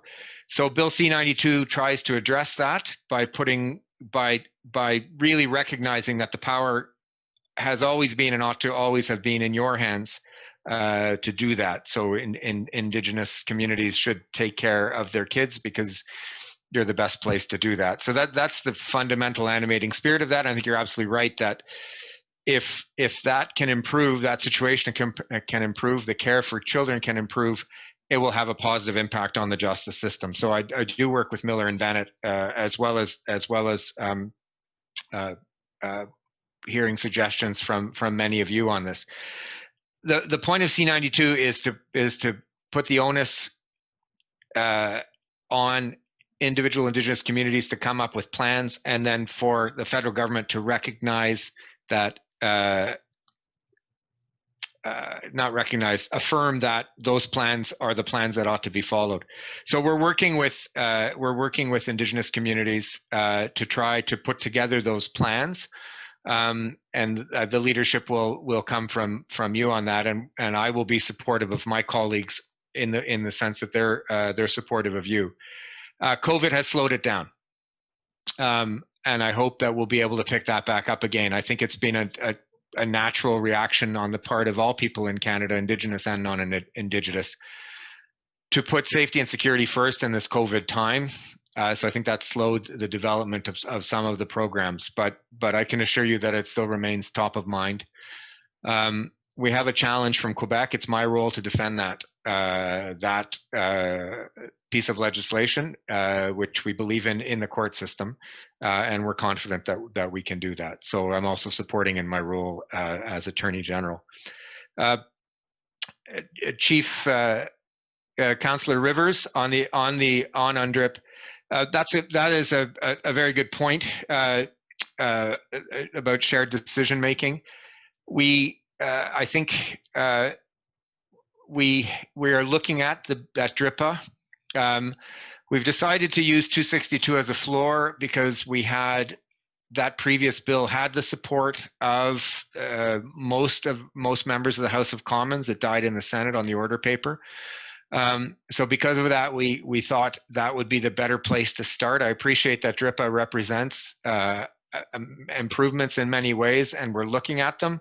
I can't commit publicly to implementing shared decision-making as one of the things we'll do in the legislation. I can point to the declaration and say that free, prior, and informed consent, whether it be for any matter that affects Indigenous peoples or whether it be for resource development, is the animating spirit of that document, and that is enshrined. So at the very least, FPIC widely is something that ensures that Indigenous communities, First Nations, Inuit, and Métis will be consulted as in a more interactive decision-making process. But I can't promise that we will. I'll be honest. I can't promise what I can't do right now, which is promise to you that something that looks like BC's sharing of decision making will be part of this package. But I'm hoping wherever we get to, that we get to a point where the idea that we are constantly working together and making decisions together is the norm. So again, I apologize. I can't promise to do what I can't promise to do. That would be misleading. Finally, Chief Ralph Leon, I do my best to respond to resolutions, particularly as they touch upon my ministry, and I do my best to respond to calls that also require me to work with colleagues as well as with First Nations across Canada. To the extent that I may not have responded to something, if that's what you're referring to, I apologize, point it out and we'll come back, but I am doing my best to stay on top of everything. COVID has complicated my world, it has complicated yours, and has complicated my parliamentary life. So I'm doing my best, and if I have slipped up, I apologize, and I will do better. Thank you, Mr. Minister. I just know for the chiefs that the minister is joined by two of his staff, Olivia Jarda and Jesse McCormick, and so that may be an avenue for follow-up or for perhaps a question in chat if necessary. I'll look to see if there's any further chief or delegate who wishes to raise their hand. Otherwise, I will look in the interest of time and both minister's schedule and our assembly schedule to move to our next agenda item. So last call for any raised hands. Yep. Regional Chief, I see a comment from you. Yeah, thank you, Harold. And I just want to thank you, Minister Lametti, for attending the AGM today. And I just want to make a comment in terms of reaffirmation that here we do have the mandate to move ahead with development of legislation with that in regards to the United Nations Declaration. And the floor for BC is Bill 41, the DRIPA Act. And we need to reiterate this and reaffirm that perhaps the legislation that comes federally should go even further. In terms of BC, we do have a BC First Nations justice strategy that we need to move on, and perhaps as part of the file that I hold as with Justen Picard, the justice file for the AFN, we're looking to develop a national strategy, and in particular, fundamental change within the judicial system, whether it's appointment of judges, the issue of jury selection, which came up in the issue of Colton Boushie, and many other outstanding issues within the judicial, and also a policing system. And that involves also Minister Blair. So we just want to reaffirm that commitment there to move ahead and to start developing a plan in regards to justice and also the declaration. So, but once again, I just want to thank you for taking the time and stating some comments today. So thank you. Masicho. Masicho, Regional Chief. I couldn't see you on screen, but I recognize your voice, and I thank you for your comments. And you have my commitment in as a next step to work with you on the national justice on the Indigenous justice project that you're working on with Regional Chief Picard, and I will continue to work. And I recognize what a wonderful document DRIPA is. What can I say? It's an outstanding piece of work by your leadership group as well as the government of British Columbia. All right, unfortunately, I do see Chief Taub, Chief Mahan, and I've got a few other requests to speak, but I think in the interest of time, there's a challenge just for that. Minister Lametti, I'll ask your staff to pay attention to what we see in the chat function regarding email addresses, and I see the staff has provided your staff's email addresses in the chat, as well as some additional questions that people want some follow-up with. I just want to check in terms of your availability. I was told that you had a hard stop at 11:30. Yeah, I do have to. I have a duty to the whip in the house. With that, then perhaps a final comment, and then we will transition on. And once again, my apologies to those delegates I could not get to. Well, again, thank you. I enjoyed these interactions with you, and I'm going to continue to work in good faith to try to get the reconciliation path that we share to a better place. And I will always do my best. I won't always be perfect, but I will always try to do my best. So thank you. Thank you very much for that. And so let us then thank the minister, and let us move to our next agenda item, which was raised in the Q&A, which is the issue of children and families, and particularly Bill C-92.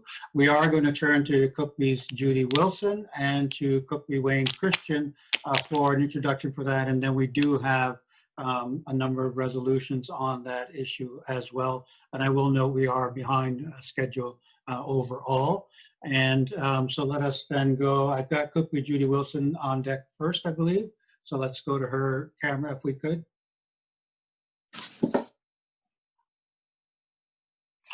There you are, Chief. Cooksham, thank you for the prayers from Gwen and Chief Bobby Joseph to start us off in the right way, and remarks from Regional Chief Teegee and the BCAFN board. And also for you, Harold, you're just as gracious on screen as you are in a real meeting. Thank you. And we'll get through this. So I'm part of the BCAFN update on the tripartite children and family working group. I'll just go through some slides, and Cookbee Christian has a couple of slides at the end regarding AFN. So some of the specific issues we're working on is regarding to COVID-19, where advocacy remains active and needed in many areas. The access and prevention and respite services to children and family in need, particularly children with special needs, access between children in care and their families during the pandemic. And the Ministry of Child and Family has stated that access between children in care and their families remain a priority. And they are working closely with caregivers and frontline staff workers to ensure this continues to concur however possible in the recent health orders. Youth and young adults who are currently in care, who have recently aged out, and high-risk youth, extension of service changes within the Ministry of Children and Family Development. So the ministry has put in place service extensions to prevent youth from aging out until March 31st, 2021, it should be. This is important, but there's real urgent concern that this date over 1,000 youth will age out of care without necessary support for housing. So there is a special emergency resolution in that regard. And I thank Chief Harvey McLeod for inviting Lydia. I think Lydia Whitsom's been working with that group for a while, but we had a meeting on Friday and we learned of this, and the tent cities that are being set up for the youth, I think are unacceptable. So we hope that you pay your attention to that particular resolution in regard to the children who are aging out. So the resolution going forward tomorrow to support the development of Indigenous youth housing and strategy and action plan to ensure that these youth do not age out of care into homelessness. That I have to underscore that, because that, you know, in this day and age, this should not ever happen to any of our children. So it's something we all need to pay attention to and address. We continue to work with the implementation of the Act respecting First Nations, Inuit, Métis, children, youth, and families, and urging the federal government to release clear information and commitments to funding First Nations for jurisdiction over child welfare. We also continue to work closely with our partners, the RCY, the First Nations Education Steering Committee, and the BC Early Children and Family, working to formalize an MOU between the BCACCS and First Nations leadership will assist in supporting First Nations jurisdiction over early childhood learning and childcare. And this will be going to the floor tomorrow as well. At the tripartite level, we're working with Indigenous Service Canada and the province to support a tripartite working group on Jordan's Principle, which includes partners from health, education, and early learning. In September, Indigenous Service Canada released expression for interest for Jordan's Principle Enhanced Service Coordination model in BC to support access to Jordan's Principle. As you know, we didn't have a lot of applications and there are some internal coordination issues. So with this model, it's will improve that. The call out included two components: Jordan's Principles service coordinators who will be based in First Nation communities to assist First Nations children and families with case management, and intake, assessment, and coordination to navigate the full range of federal and provincial health, social, education services and supports. Because as you know, those are the gaps. Jordan's Principle was not meant to be like another program. The real work is addressing the systemic issues and gaps in current programming and service and coordination. So that work still has to happen. The closing date on expression of interest is mid-October, and Indigenous Service Canada is in the process of reviewing over 20 submissions. The Jordan's Principal Service Coordination Hubs to act on ongoing resources for service coordination in BC. They navigate a full range of social, health, education services and support for children and families. The services will include onboard training, provision of tools, facilitating the sharing of best practices and data collection and analysis. And again, as I mentioned, it closes at the end of October, and Indigenous Service Canada is reviewing several submissions. We expect to confirm the exact location of these positions in the coming weeks. Engagement with First Nations. Over the past few months, we've been looking at how we can best maintain momentum of supporting the First Nations jurisdiction over children and family in the implementation of C-92.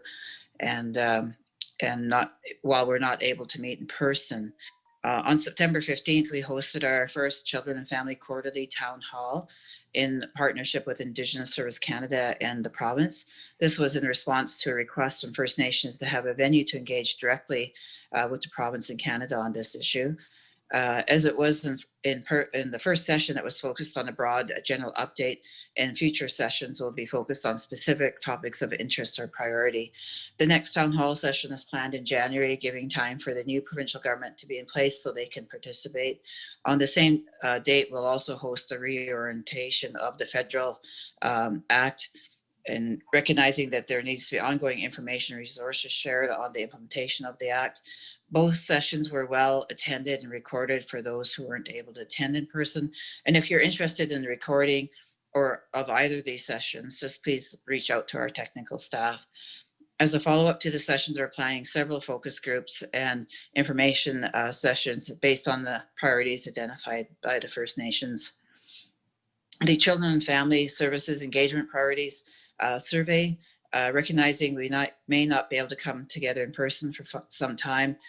In August, we distributed a survey of engagement priorities on the implementation of C-92 across BC, and the survey closed October 1st. So out of that survey, there were 5 priority areas: funding, general information on the federal act, providing notice and process for exercising jurisdiction, capacity development and governance, and Indigenous governing bodies. We are now in the process of developing an engagement plan and calendar to implement the survey results as soon as possible. Once this has been developed, we'll share the calendar events with all First Nations. Children and Family Advocacy, there's a bit more to this one. It includes Bill 22, the amendments to the Mental Health Act. In June, the province tabled Bill 22 amendments to the Mental Health Act, in which allowed doctors to involuntarily hospitalize youth in the following after an overdose. The Leadership Council and many others raised significant concerns on these amendments. Specific concerns included lack of engagement on the bill, lack of legal protection for the rights of the youth, and the lack of community-based services. And I sat on some of those service provider calls and many of the different meetings that discussed some of the issues with the frontline workers. So that's quite a learning curve. The chief coroner also raised this Bill 22 that could increase overdose deaths in youth. We recognize that there need to be serious and significant measures taken to address the opioid crisis in BC, especially when we're talking about our youth, but we need to be at the table. We have also had discussions with the RCY and have concerns about some of the statistics around our youth who are being detained under the Mental Health Act for other reasons. In the last 10 years, involuntary detention of youth under this act has actually increased 162%. So that's not acceptable. No evidence of cultural safe or considerate care of Indigenous youth, and numerous other issues that were raised. We're continuing to monitor the work that is happening on Bill 22. As Premier Horgan indicated through the election period, we may see it come back in the next legislative sitting. We're also looking at how the act may be amended in alignment with the Declaration Act. And the other part of this is the supporting the family of First Nations youth. So the Leadership Council was called upon to support the youth of a family of youth who passed away in mid-September. At the time, his bodies had been released to the family without the coroner conducting an autopsy, and the police, including their investigation into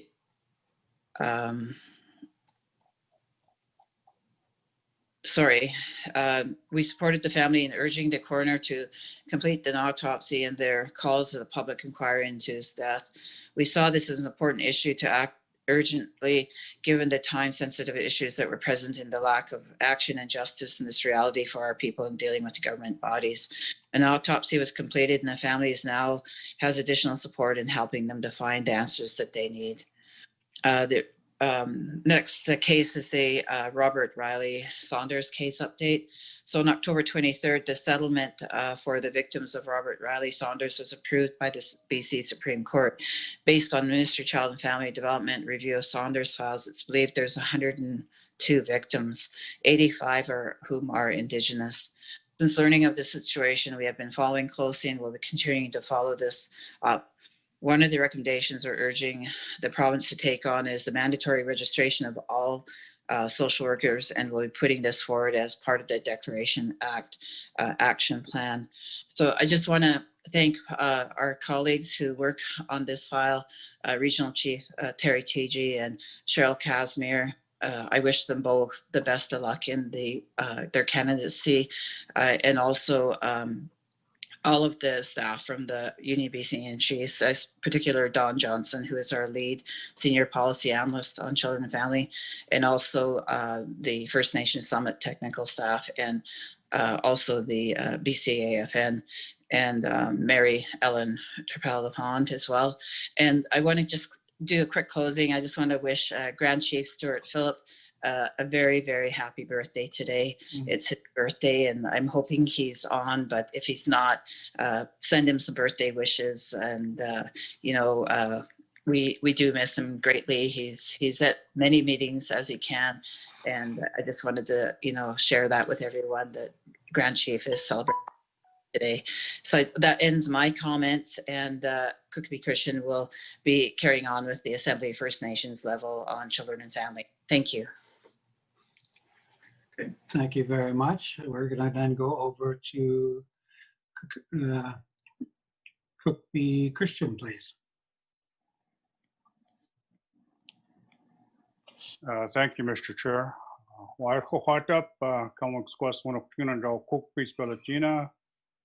I'm Chief Wayne Christian from the community of Splatsin. I first want to thank our matriarch Gwen and our hereditary chief Robert Joseph for the opening this morning. And it really is at this time of COVID, the spiritual guidance and the knowledge from our old ones is really important as we move forward. I wanted to say to the Kukukbi that are online, all the chiefs in Kumipala, that this way of doing business is becoming very difficult because it's hard to connect and it's hard to get things done. So I just wanted to say that I appreciate, I think there's over 70 chiefs and proxies online, and the other 70 or so are observers. So I welcome you all to the BCAFN 17th AGA, and to the regional chief, to the board of directors, and to the staff of all the organizations that are joining in today. So I raised some questions with Minister Lametti on Bill C-92. If you're not aware, in January 1st of 2020, this act became law in Canada right across from coast to coast to coast. And as part of the process, the AFN nationally established a chiefs committee, and each region nominated chiefs to as a representative, and I was nominated from the BCAFN to be the representative. And we meet on a quarterly basis, and we continue to meet via Zoom and teleconferencing whenever possible. As you can appreciate, some regions across Canada are really hit hard with COVID, and it's hard to get the actual quorum. So we signed a protocol between the National Chief and Indigenous Services Canada around the implementation of C-92. And what we're really attempting to push there are 8 priorities that were developed out of that process. The principal one is around statutory funding for C-92. If you think about it in this context, the Indian Act is a federal statute. The statutory resources that go to the Indian Act are approximately 10 billion per year. And what we're saying with C-92, if they want to reverse the issue in terms of systemic racism and reconciliation, they need to allocate statutory resources for implementation of C-92. And that's one of the biggest issues we're faced with as we move forward. And so as we begin this process, the protocols identified a joint national working group on the implementation of C-92 as it's being formed with regional representation, and there's a resolution coming up in sort of the next process. And so the areas of priority that were identified, like I mentioned, funding, the development of regulations and pathways for jurisdiction. Because the key in C-92 is the issue of inherent jurisdiction. Because many of the Indigenous nations and communities from coast to coast to coast have said they've never ceded their jurisdiction for their children to the federal and or provincial jurisdiction or governments. And so it's important. We move to the next slide, please. So the question that I raised with Minister Lametti is around the courts recognizing C-92 and applying it to override provincial law, because that's really the big question we're seeing and starting to arise, is that there are court cases arising and the justice system doesn't understand or familiar with C-92, and the Minister Lametti with the federal minister have to do more about that in terms of making sure that the justice system really understands what C-92 is and the principles it has around cultural continuity, cultural safety, and keeping children within their homes and within their families is really important. So what's happened across British Columbia and other regions, what we're looking at is coordination agreements that are triggering lawmaking processes in terms of recognition of inherent jurisdiction. So what the Chiefs Committee has emphasized to Minister Miller is that we need to be properly resourced to do this. Again, it's really important that we think about this in this context. Inherent jurisdiction is really important part of the process, and we need resources to go with it to make it roll out in terms of process. So what we're doing nationally is we're planning virtual gatherings of children and families being planned from January through March, and the dates will be announced in the next few weeks. So I just want to leave that. I know it's very difficult in these Zoom calls and processes. You get so much information as a chief put on you. Usually we have this in meetings with hard copies, but now we're getting it via the technology, and it's actually difficult to really sort of maneuver through it all. I would ask that you really think about, if you're thinking about this seriously, you assign somebody in your council or somebody to really investigate the actual C-92 and its actual implementation, but its implications for your children, especially if you got families going into the provincial court system. You can use C92 to leverage in terms of making sure that they don't get drawn into that provincial system and lost to that system. So I ask you to think about that. You assign somebody on your council and or staff to look at C92 for implementation. So again, I thank you for your time. All right, thank you very much. I thank both the Cookies for that presentation. What I would suggest is we do have some resolutions related to this matter, and unless there are some specific questions for Cookie Wilson or Cookie Christian, we would then move to those resolutions. And I would note that Chief Spahan still has his hand up. I did apologize for not being able to get to you, so I don't know if you wanted to speak to this issue or, you know, scold me for not getting to you, but what I will do, I see your hand is down. Thank you very much, Chief Spahan. I appreciate that. So then let us then look at Resolution 3, the appointment to the AFN Joint National Working Group on Children and Families. Before we proceed, I do need a mover and seconder for this resolution, which is about an appointment, BC appointment to an AFN national body. May I have a mover and seconder for this? And again, I'll ask you to use your raise hands functions. And just as you're thinking of that, essentially what this one talks about is there's a role to be played on that particular committee relating to the implementation of 8 priority issues within the protocol mentioned by Cookie Christian: funding, liability, coordination of the agreement, pathways for recognition and implementation of First Nations laws, administration and dispute resolution, registry for notice and deposit of Indigenous laws, information sharing and reporting, court of competence jurisdiction for resolutions of dispute, schedule and scope of regulations for First Nations, and support technical bodies created by the chiefs. And so that you'll see that in the body of the resolution itself.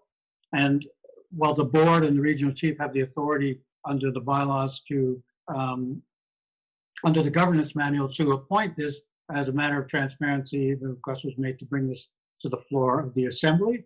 And so to look for the appointment of a political and a technical rep to this. I see Chief Jam from Nickelman Band as the mover and Chief Maureen Lugie Wet'suwet'en as the seconder. Would that be correct, Chief Lugie? I did see your hand come up quickly and then go back down. We're good? All right, thank you very much for that. And so again, I've read D, which talks about the functions. I've noted F, which is, you know, where the governance manual said this could be done, and then G, noting that, you know, it's being brought for nominations.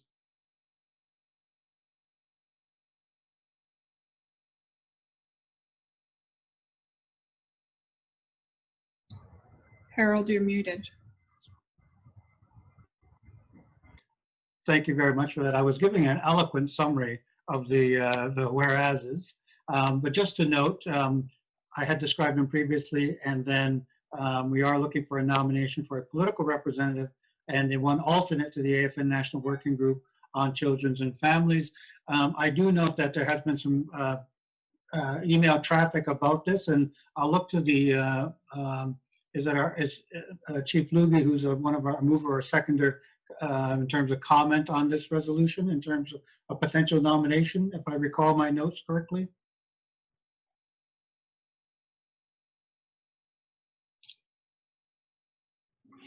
I'm sorry, could you repeat that? Someone was talking to me in my office. Thank you. Yes, no problem, Chief Lugie. Just noting that we are looking for the nominations for the political representative and one alternate. And I had noted as the mover and seconder that you had in fact sent some indication of an interest. And I thought I would go to you for discussion of that. Did I understand that correctly? Yes, I think you understand it correctly. Thank you. There is a resolution that we were invited to consider moving and seconding regarding appointments. And I did move on resolution with the appointment of one person. And let me know if this is the time to discuss that particular resolution. Yeah, so we are on the National Working Group, correct? And that's where I understood that on children and families, and that was the issue you had raised the name. And did you want to introduce that name into the discussion? Yes, I was interested in moving on a resolution to appoint Mary Teegee to the National Committee. Thank you. Okay. And is that as the political representative or the alternate?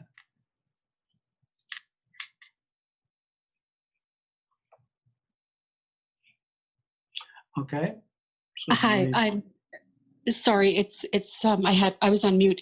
So if Miss Teegee does qualify to be a political representative, then I do move on that she be the political representative. Thank you. Thank you very much for that. So is there any further nominations for either a political or a technical representative to this Joint National Working Group?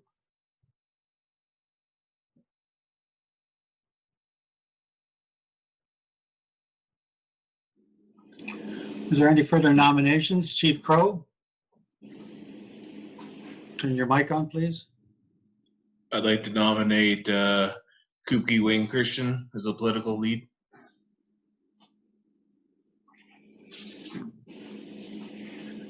So could be Christian. And is there any further nominations?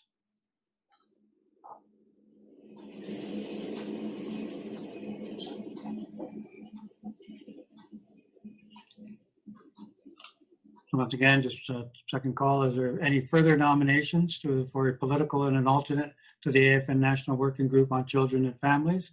Chief Don Tom? Yes, thank you, Harold. I would like to nominate Cookby Judy Wilson. Okay. Cookby Wilson.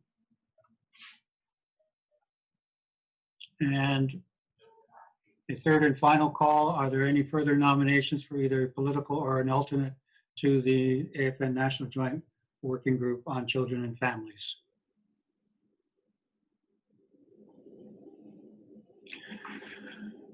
Now, in a normal assembly, there would be a dialogue around the floor, to sort of work out those positionings as people would have a conversation. I know Cookby Wilson is here, Cookby Christian is here. Is Mary, Mary, are you present in the assembly?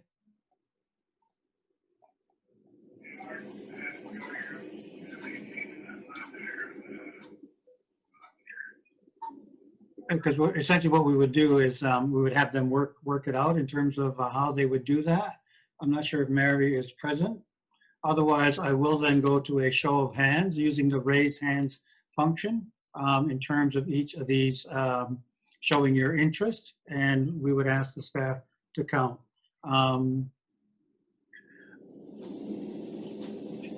Perhaps Cookby, Christian, and Wilson, if you're present, did you wish to speak to this nomination?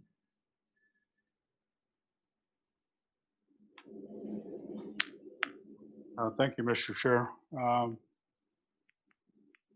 do appreciate Chief Crow, the nomination, and will let my name stand. I've been doing this work for a number of years, and I think the whole process really is about a political process in terms of the political lead. So I can lend my expertise, to the process and also to the chiefs in terms of how we can actually move, because being a chief for 20 some years, I really understand sort of the dynamics of when these things unfold themselves in the community and what resources are required, what needs to happen. So when we speak about inherent jurisdiction, I understand that because we've been doing this for 40 years now, since 1980. And our community has really sort of paved the way and opened some doors.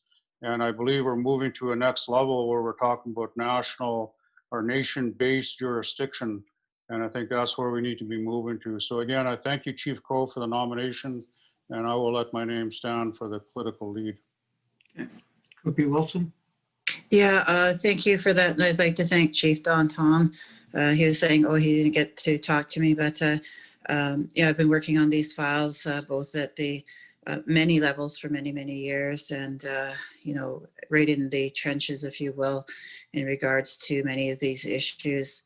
And, I respect Cookby Christian. He's been on this for many, many years and decades.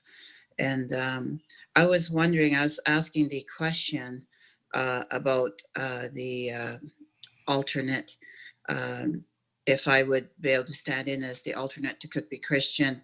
And I didn't know, without hearing from Mary, what kind of scope that would be for I'm not sure, but I supported and advocated for many nations and many of the organizations in regard to children and family.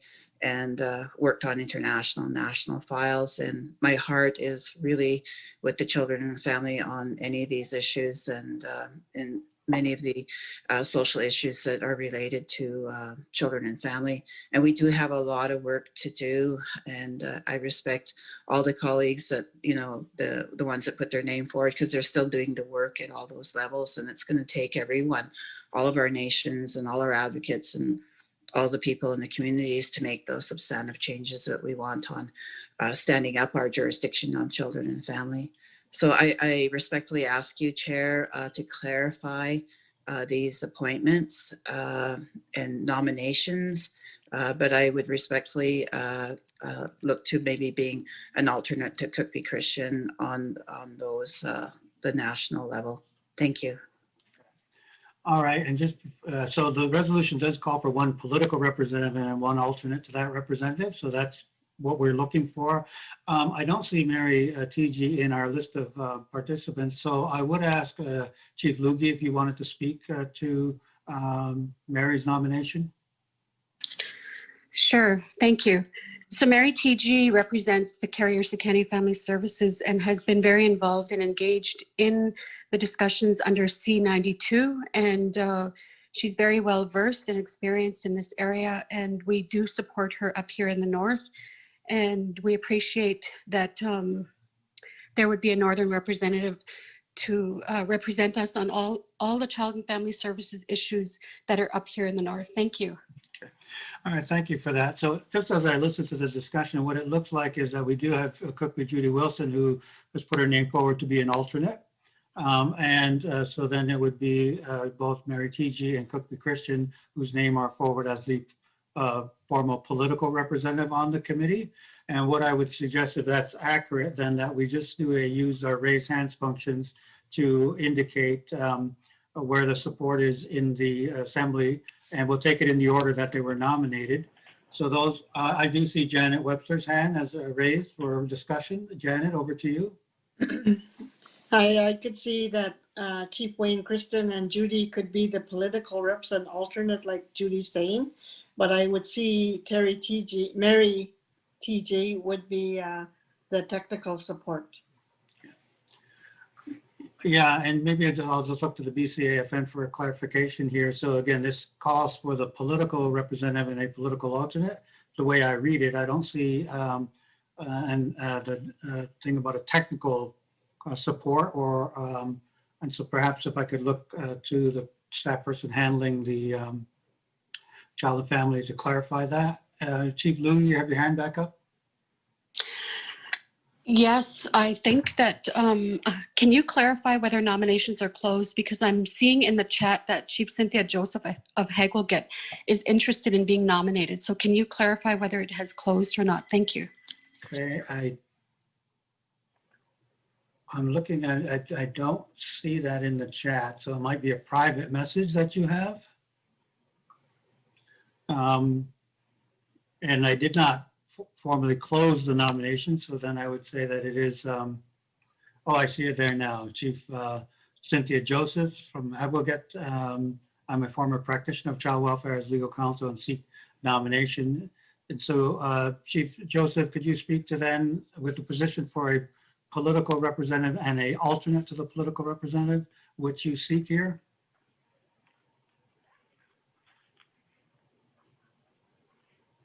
Good morning. Joseph, there you go. Good morning. Cynthia Joseph, Hegelget First Nations. I seek nomination with respect to the appointment of a political representative. My background is as legal counsel, called to the bar in 1996, predominantly in the area of Aboriginal law, child welfare. 14 years as an adjudicator in Indian residential schools. I am a new chief, being elected in August of 2019. I see in our small community a reflection of what is happening all across Canada, particularly in the north, where we have deep-rooted systemic racism and discrimination in the child welfare system. I believe that the new act that is now in force offers the window of opportunity that we can take hold of and assert First Nations rights over the welfare of our own children. Thank you. Okay, thank you very much. So given that, I will then formally close nominations on this resolution. So we do have the 4 names you see on the screen. 3 of them have indicated that they seek to be the political representative. Cook B. Wilson has indicated that she is okay with being the alternate. I have 2 options in front of me. From a Zoom point of view, we could send the 3 of you into a breakout room to have a conversation to see if some consensus can be worked out. Otherwise, my second option is to just go through the names and have an indication of a show of hands of who in a way, a bit of a straw poll in terms of who has support to be the political representative on this committee. Chief Joseph, Wilson, and Christian, are you willing to engage in a dialogue in a private conversation amongst yourselves in a breakout room? That would be fine with me. Cook B. Wilson and Christian?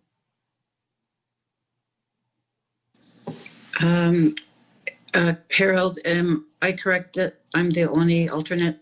Yep. So far? Yes, that's as I understand it, yes. So Okay, so that would be straightforward.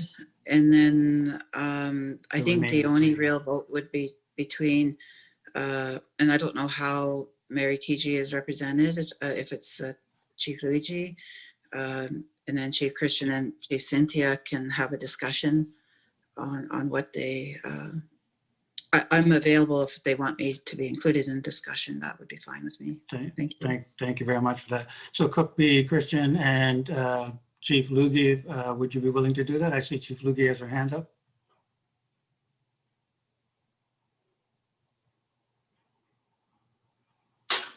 I apologize, Harold. What is the question? And I just removed my hand from being raised. Thank you. Yeah, the question is, would you be willing to participate on the mayor's behalf in a small side discussion with Chief Joseph and Chief Christian to see if consensus could be developed amongst the 3 of you regarding the political representative?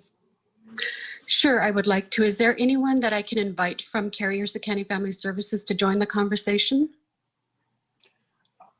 Once you're in there, there is a invite function in the breakout room. I'm not sure if we have anybody from Carrier Secondary on the line. Yes, I understand that Warner Adam is online. Thank you. Okay. All right. And then Chief Cook B. Christian, are you comfortable? Are you okay with going into a small private discussion on this appointment?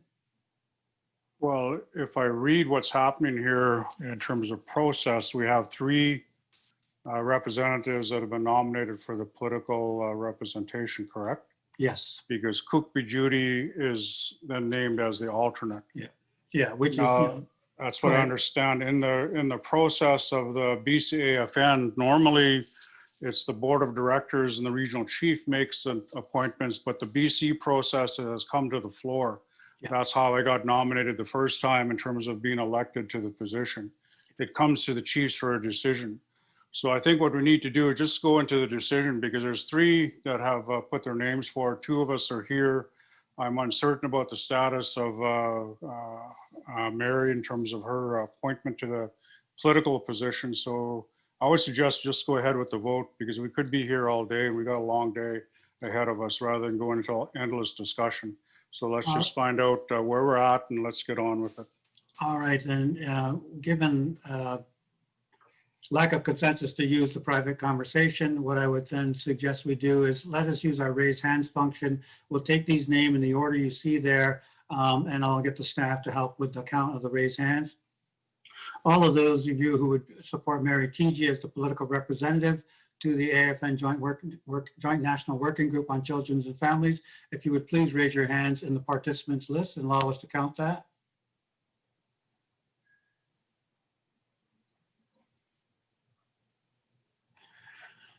So once again, just calling for those of you who would support Mary Teegee as the political representative to the AFN Joint National Working Group on Children and Families, please raise your hand in the participants list.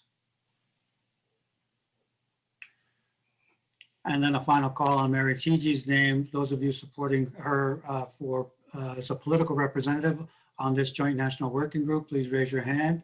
I see 1, 2, 3, 4, 5, 6, 7, 8, 9 hands raised. 2, 4, 6, 8, 9. All right, let's note that.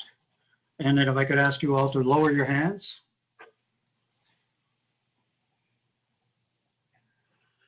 Moving on to Cookby Wayne Christian, all of you interested in his nomination and supporting his nomination as the political representative to the AFN Joint National Working Group on Children and Families, please raise your hand in the participants list.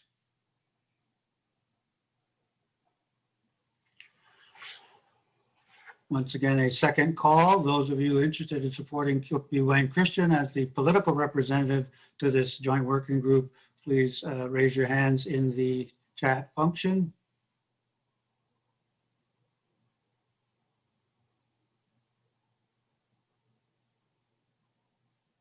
And then the third and final call, those of you interested in supporting Cookby Christian as the political representative to the AFN Joint National Working Group on Children and Families, please raise your hands in the chat function.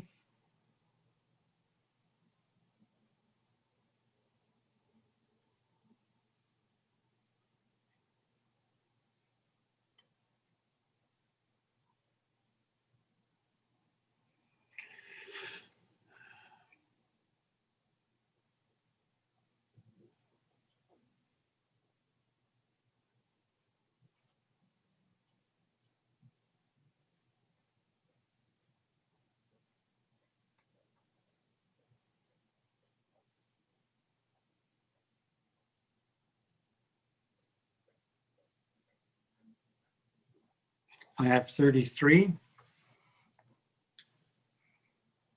Thank you. I'll ask you to lower your hands.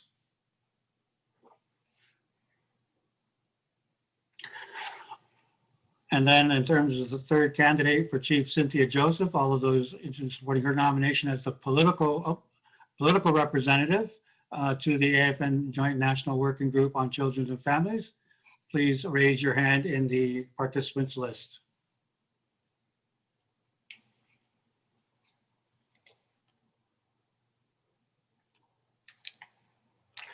Okay, second call, all those supporting Chief Cynthia Joseph's nomination as the political representative, please raise your hand in the chat function. And a third and final call, those of you supporting Chief Cynthia Joseph's nomination as the political representative to this national working group, please raise your hands. I see 7. Thank you very much. And you will note that the staff did a much better count on than I did. And so the political appointee is Chief Wayne Christian, the alternate is Cookby Christian, and the alternate is Cookby Wilson. And just to finish off that resolution, the BCAFN Chiefs in Assembly calls on the BCAFN representative to the AFN National Joint Working Group on Children and Families to provide regular updates to the BCAFN Chiefs in Assembly and to work with the First Nations Leadership Council in the advancement of an act respecting First Nations, Inuit, Métis children, youth, and families. Is there a need for discussion of this resolution with the 2 nominations, Cookby Christian and Cookby Wilson? Chief Spahan, I see your hand up. So unmute your mic. Okay, see the hand is down.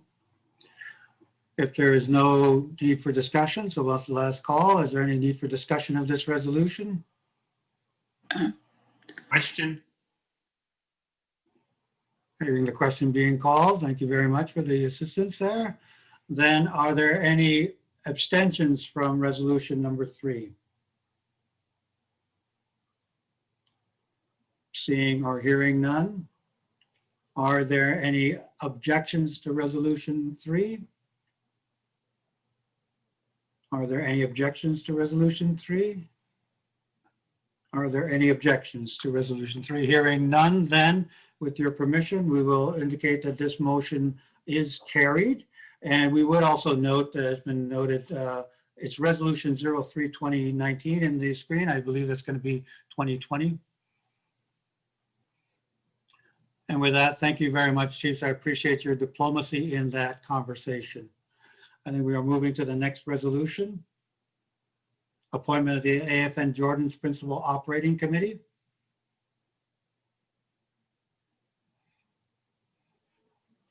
And so the operating committee, sometimes referred to as the JPOC, is what they refer to it as. You'll see, and therefore be whereas E, the responsibilities of that committee. And then again, the same process, but which we seek transparency. And so just in terms of that job, it is to provide operational guidance on the implementation of Jordan's principle. It is to provide input into the development of a longer term approach. It is to champion Jordan's principle within the Department of Indigenous Services Canada, other federal departments, among First Nations partners, and the broader community. It is to discuss and provide input on key policy and operational issues, periodically review updates on progress, performance, and the achievement of key milestones, and keep participating organizations and the wider community informed about the work accomplished by the Jordan's Principal Operations Committee. And so we look in the therefore be resolved that the appointment for one representative to the AFN Jordan's Principal Operating Committee, and that they would then provide regular updates to the chiefs in assembly. Are there any nominations for the joint Jordan's Principal Operating Committee or the JPOC committee? I'll ask you to raise your hands in the participants list.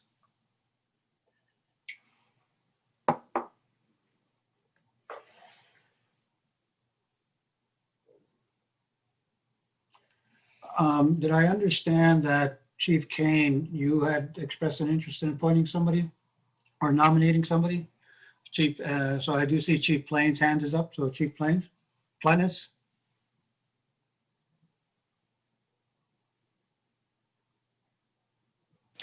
Gordon, are you No, there? it's all right, Harold. I made a mistake there. Okay, Sorry. thank you very much. I did see some communications earlier from Chief Justen Kane. Chief, did you wish to speak to the nomination? Or no, sorry, I'm mistaken. That was to the action table. My mistake, Chief. Is there a nomination for the Jordan's Principals Operations Committee?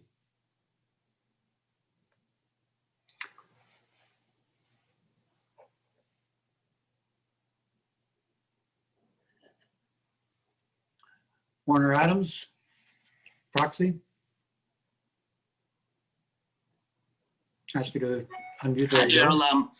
Thank you for chairing this meeting. Jordan's principle is really important, and compared to other regions, BC is really underutilizing that service. So if nobody else is interested, I'll let my name stand. Thank you very much. So Warner Adam, Chislata Carrier. Are there any further nominations to the Jordan's Principal Operations Committee? Are there any further nominations to the Jordan Principal Operating Committee? Third and final call for nominations to the AFN Jordan Principals Operating Committee. Seeing or hearing none, let us move to close the nominations. And I will need a mover and a seconder for the appointment to the resolution for the appointment to the AFN Jordan's Principal Operations Committee, which would be Warner Adam. I see Chief Ray Giroux and Cookby Christian. I'm assuming those are movers and seconders. I want to thank Chief Leon and Chief Lugie if you are also offering to do that. So just to clarify on that level. I see Chief Giroux's hand is still up, as well as Chief Lugie. So let's go to Chief Giroux just to clarify that. Chief Giroux's hand is down. Chief Lugie. I'll put my hand down. I was going to move on the resolution. Thank you. Thank you very much for that. Chief Lillian Rose. So ask you to unmute your mic, Chief Rose.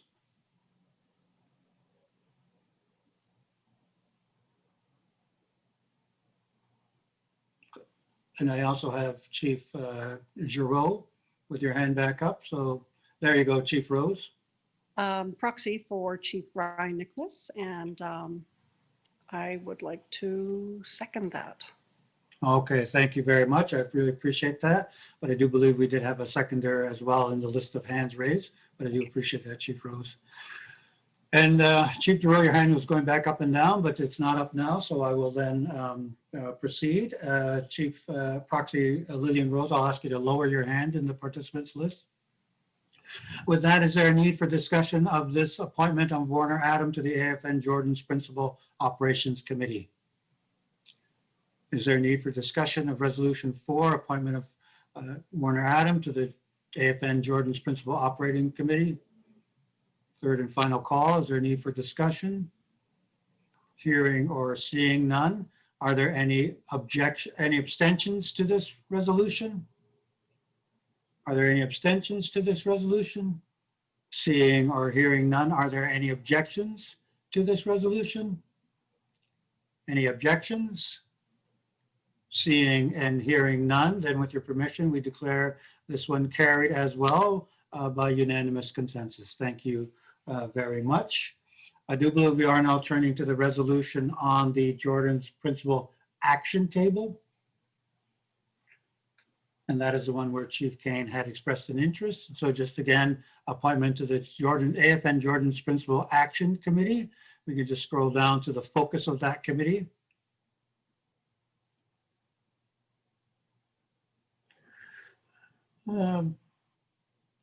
It doesn't really do it like it has in the past, really just sets it out. But here in C, AFN Jordan's Principal Action Committee, or JPAT, operates out of the National Advisory Committee on First Nations Child and Family Services. Within that advisory committee's terms of reference, the table was developed as an effort to organize the work plan of the National Advisory Committee to oversee and provide recommendations for medium and long-term reform of First Nations child and family services. And again, shows the supportive resolutions. And then let's go to the therefore be it resolved that the BCAFN Chiefs directs the Regional Chief and the BCAFN Board of Directors to appoint the following one representative to the AFN's Jordan's Principal Action Table. Are there nominations for the JPAT Jordan's Principal Action Table? I'll ask for a show of hands, and as noted, there was some traffic from Chief Kane. I see Chief Kane's hand. There you go, sir. Hello. I am looking to nominate our elected counselor in our community for technical expert. She has her bachelor in social work, or master's in social work, and yeah, I mean, because of the amount of people that we are allowed to sign in, I'm at home doing my call-in today, and she's not here with me to speak on her own behalf, which is unfortunate that she couldn't do that. Mm-hmm. Her name is Gina Edwards. Councillor Gina Edwards.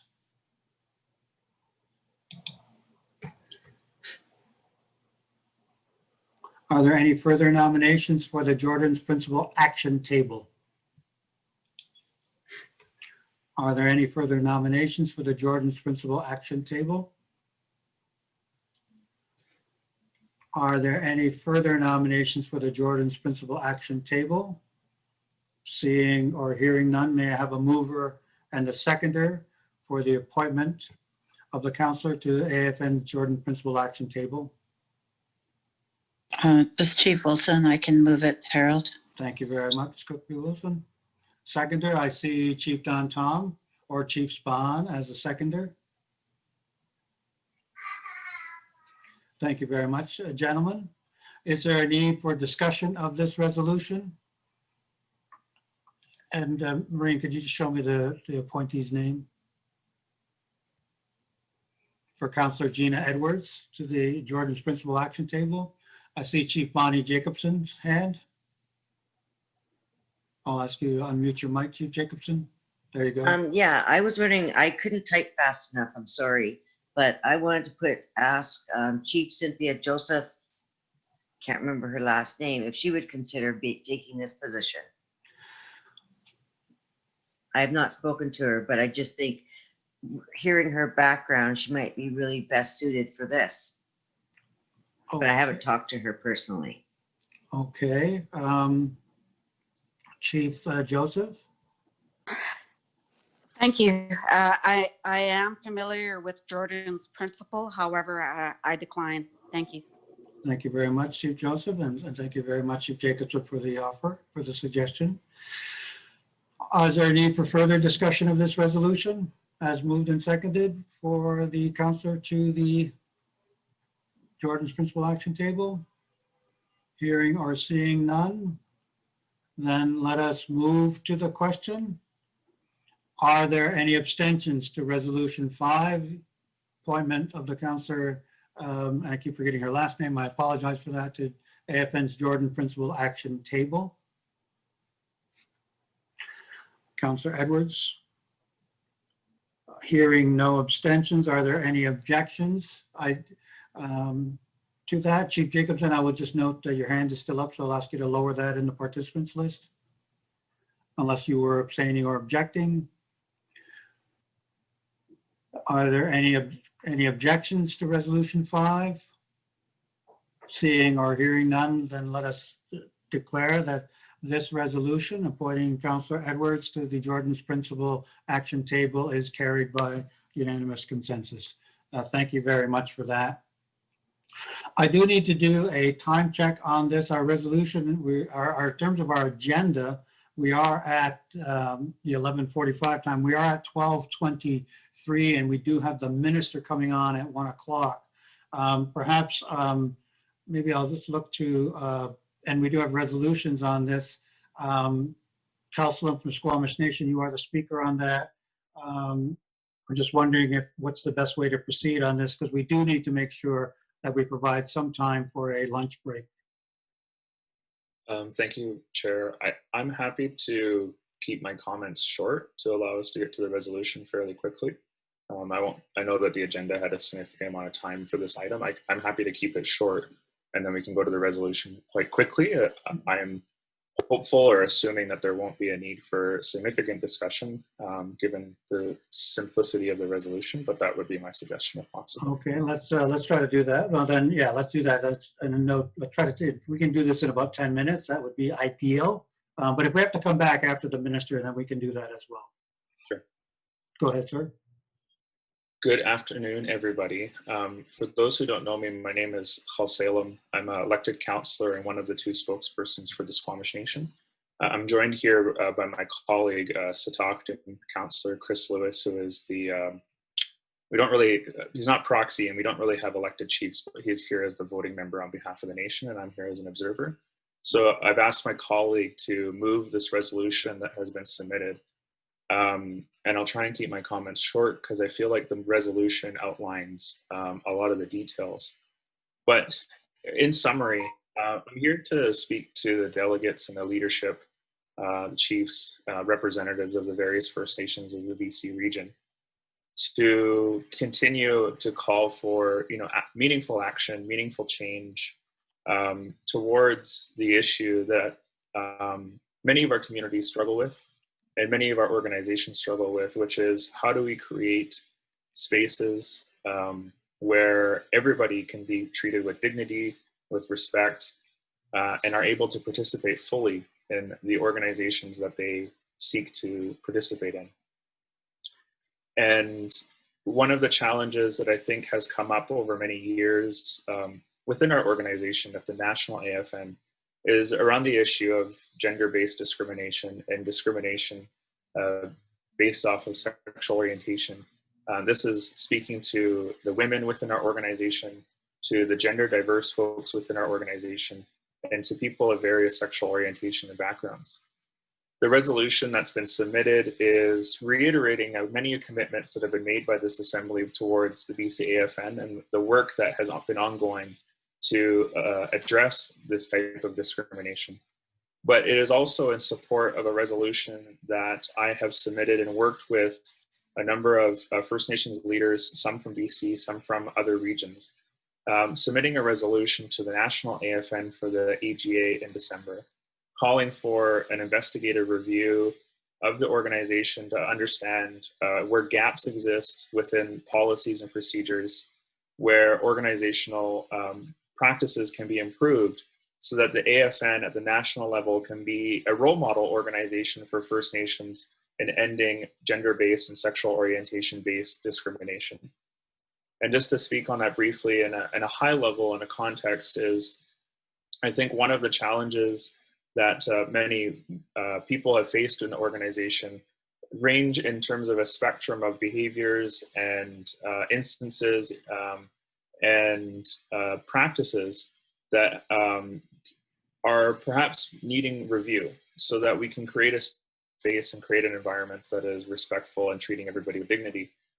I'm reflective of some of the messages that I've heard from our women leaders over the years, where a number of our women are often, when we think about leadership and we think about the roles that our women occupy in our societies, often our women are often overlooked for roles and for positions of influence and power, where often men are just assumed to occupy those roles.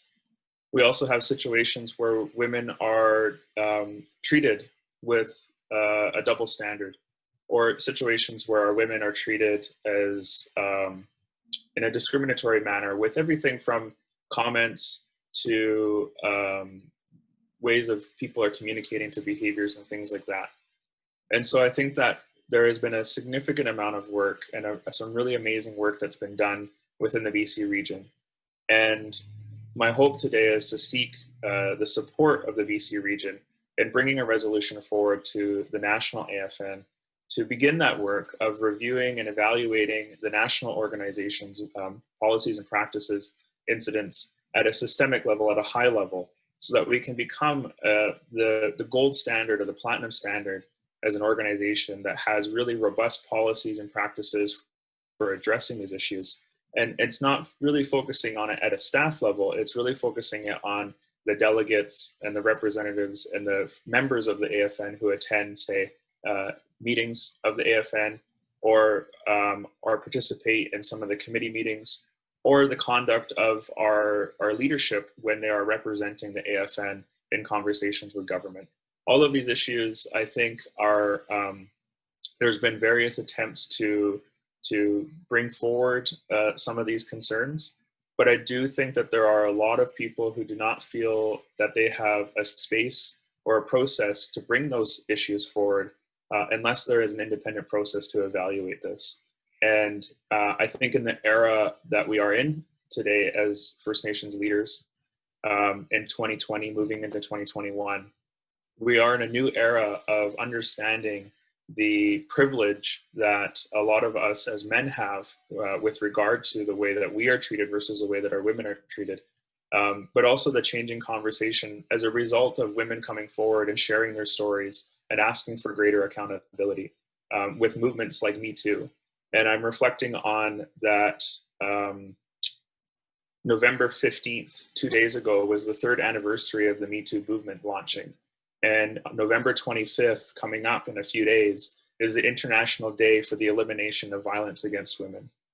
And so in light of these days to reflect on the opportunity we have as leaders to move forward inclusive, respectful, dignified values within our organization, our hope in crafting that resolution and coming today to speak on it is normally, in the national AGAs, we would have an opportunity to present at the caucus meetings prior to going into the main room. But given the changes as a result of COVID and how we are moving online, we thought it was important to have a brief opportunity to address the delegates here in BC, just to share a little bit about where this resolution is coming from, to seek your support, to stand up for becoming the best possible organization that we can be.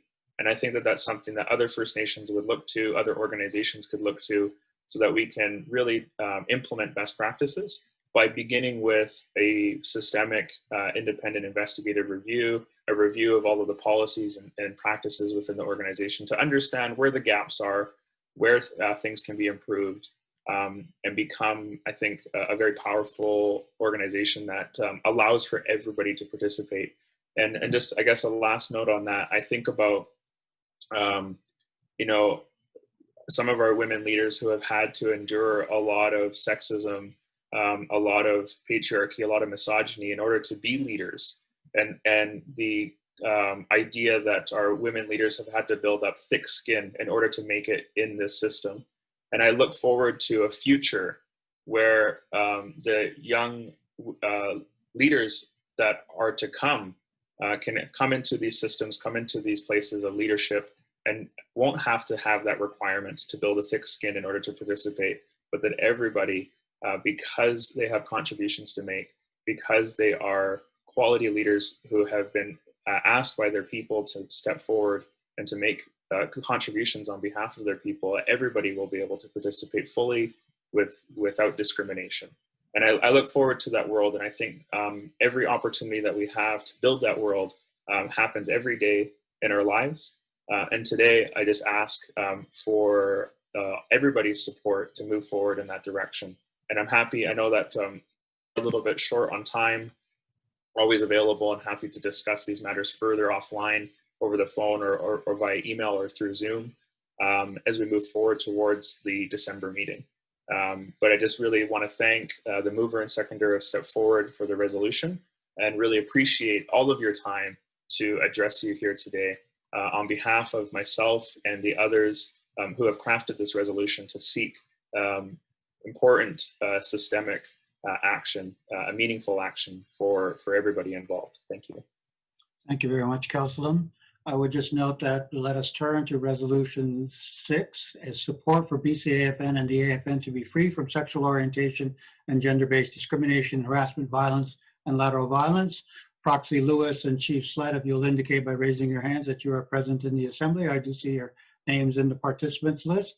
I won't read the 20 therefore whereases plus the 12 sub-bullet points to this well-crafted resolution. I will just go to the therefore be it resolved. Therefore, be it resolved that the BCAFN Chiefs and Assembly, Director, Regional Chief, and staff to ensure that all BCAFN governance documents promote an organization that is free from sexual orientation and gender-based discrimination, harassment, violence, and lateral violence. 2, the BCAFN Chiefs and Assembly direct the BCAFN to engage the AFN, and in particular in the AFN charter renewal process, with the same goals of ensuring an organization that is free from sexual orientation and gender-based discrimination, harassment, violence, and lateral violence. 3, the BCAFN Chiefs and Assembly support the submission of a draft AFN resolution becoming a role model in ending sexual orientation and gender-based discrimination within the Assembly of First Nations to the AFN General Assembly on December 8 to 9, 2020. 4, the BCAFN Chiefs and Assembly fully support the ongoing development and implementation of the Women, Girls, and 2S LGBTQIA+ People Strategy. And 5, the BCAFN Chiefs and Assembly support the implementation of an internal organizational gender-based analysis plus framework to inform all aspects of BCAFN's policy advocacy. I see Chief Slett and Chief Lewis have raised their hands to indicate that they are present. Is there a need for the discussion of this resolution? And I will just note that the QIA at the end of that acronym is questioning intersex and asexual. Often we're more familiar with the initial parts of that.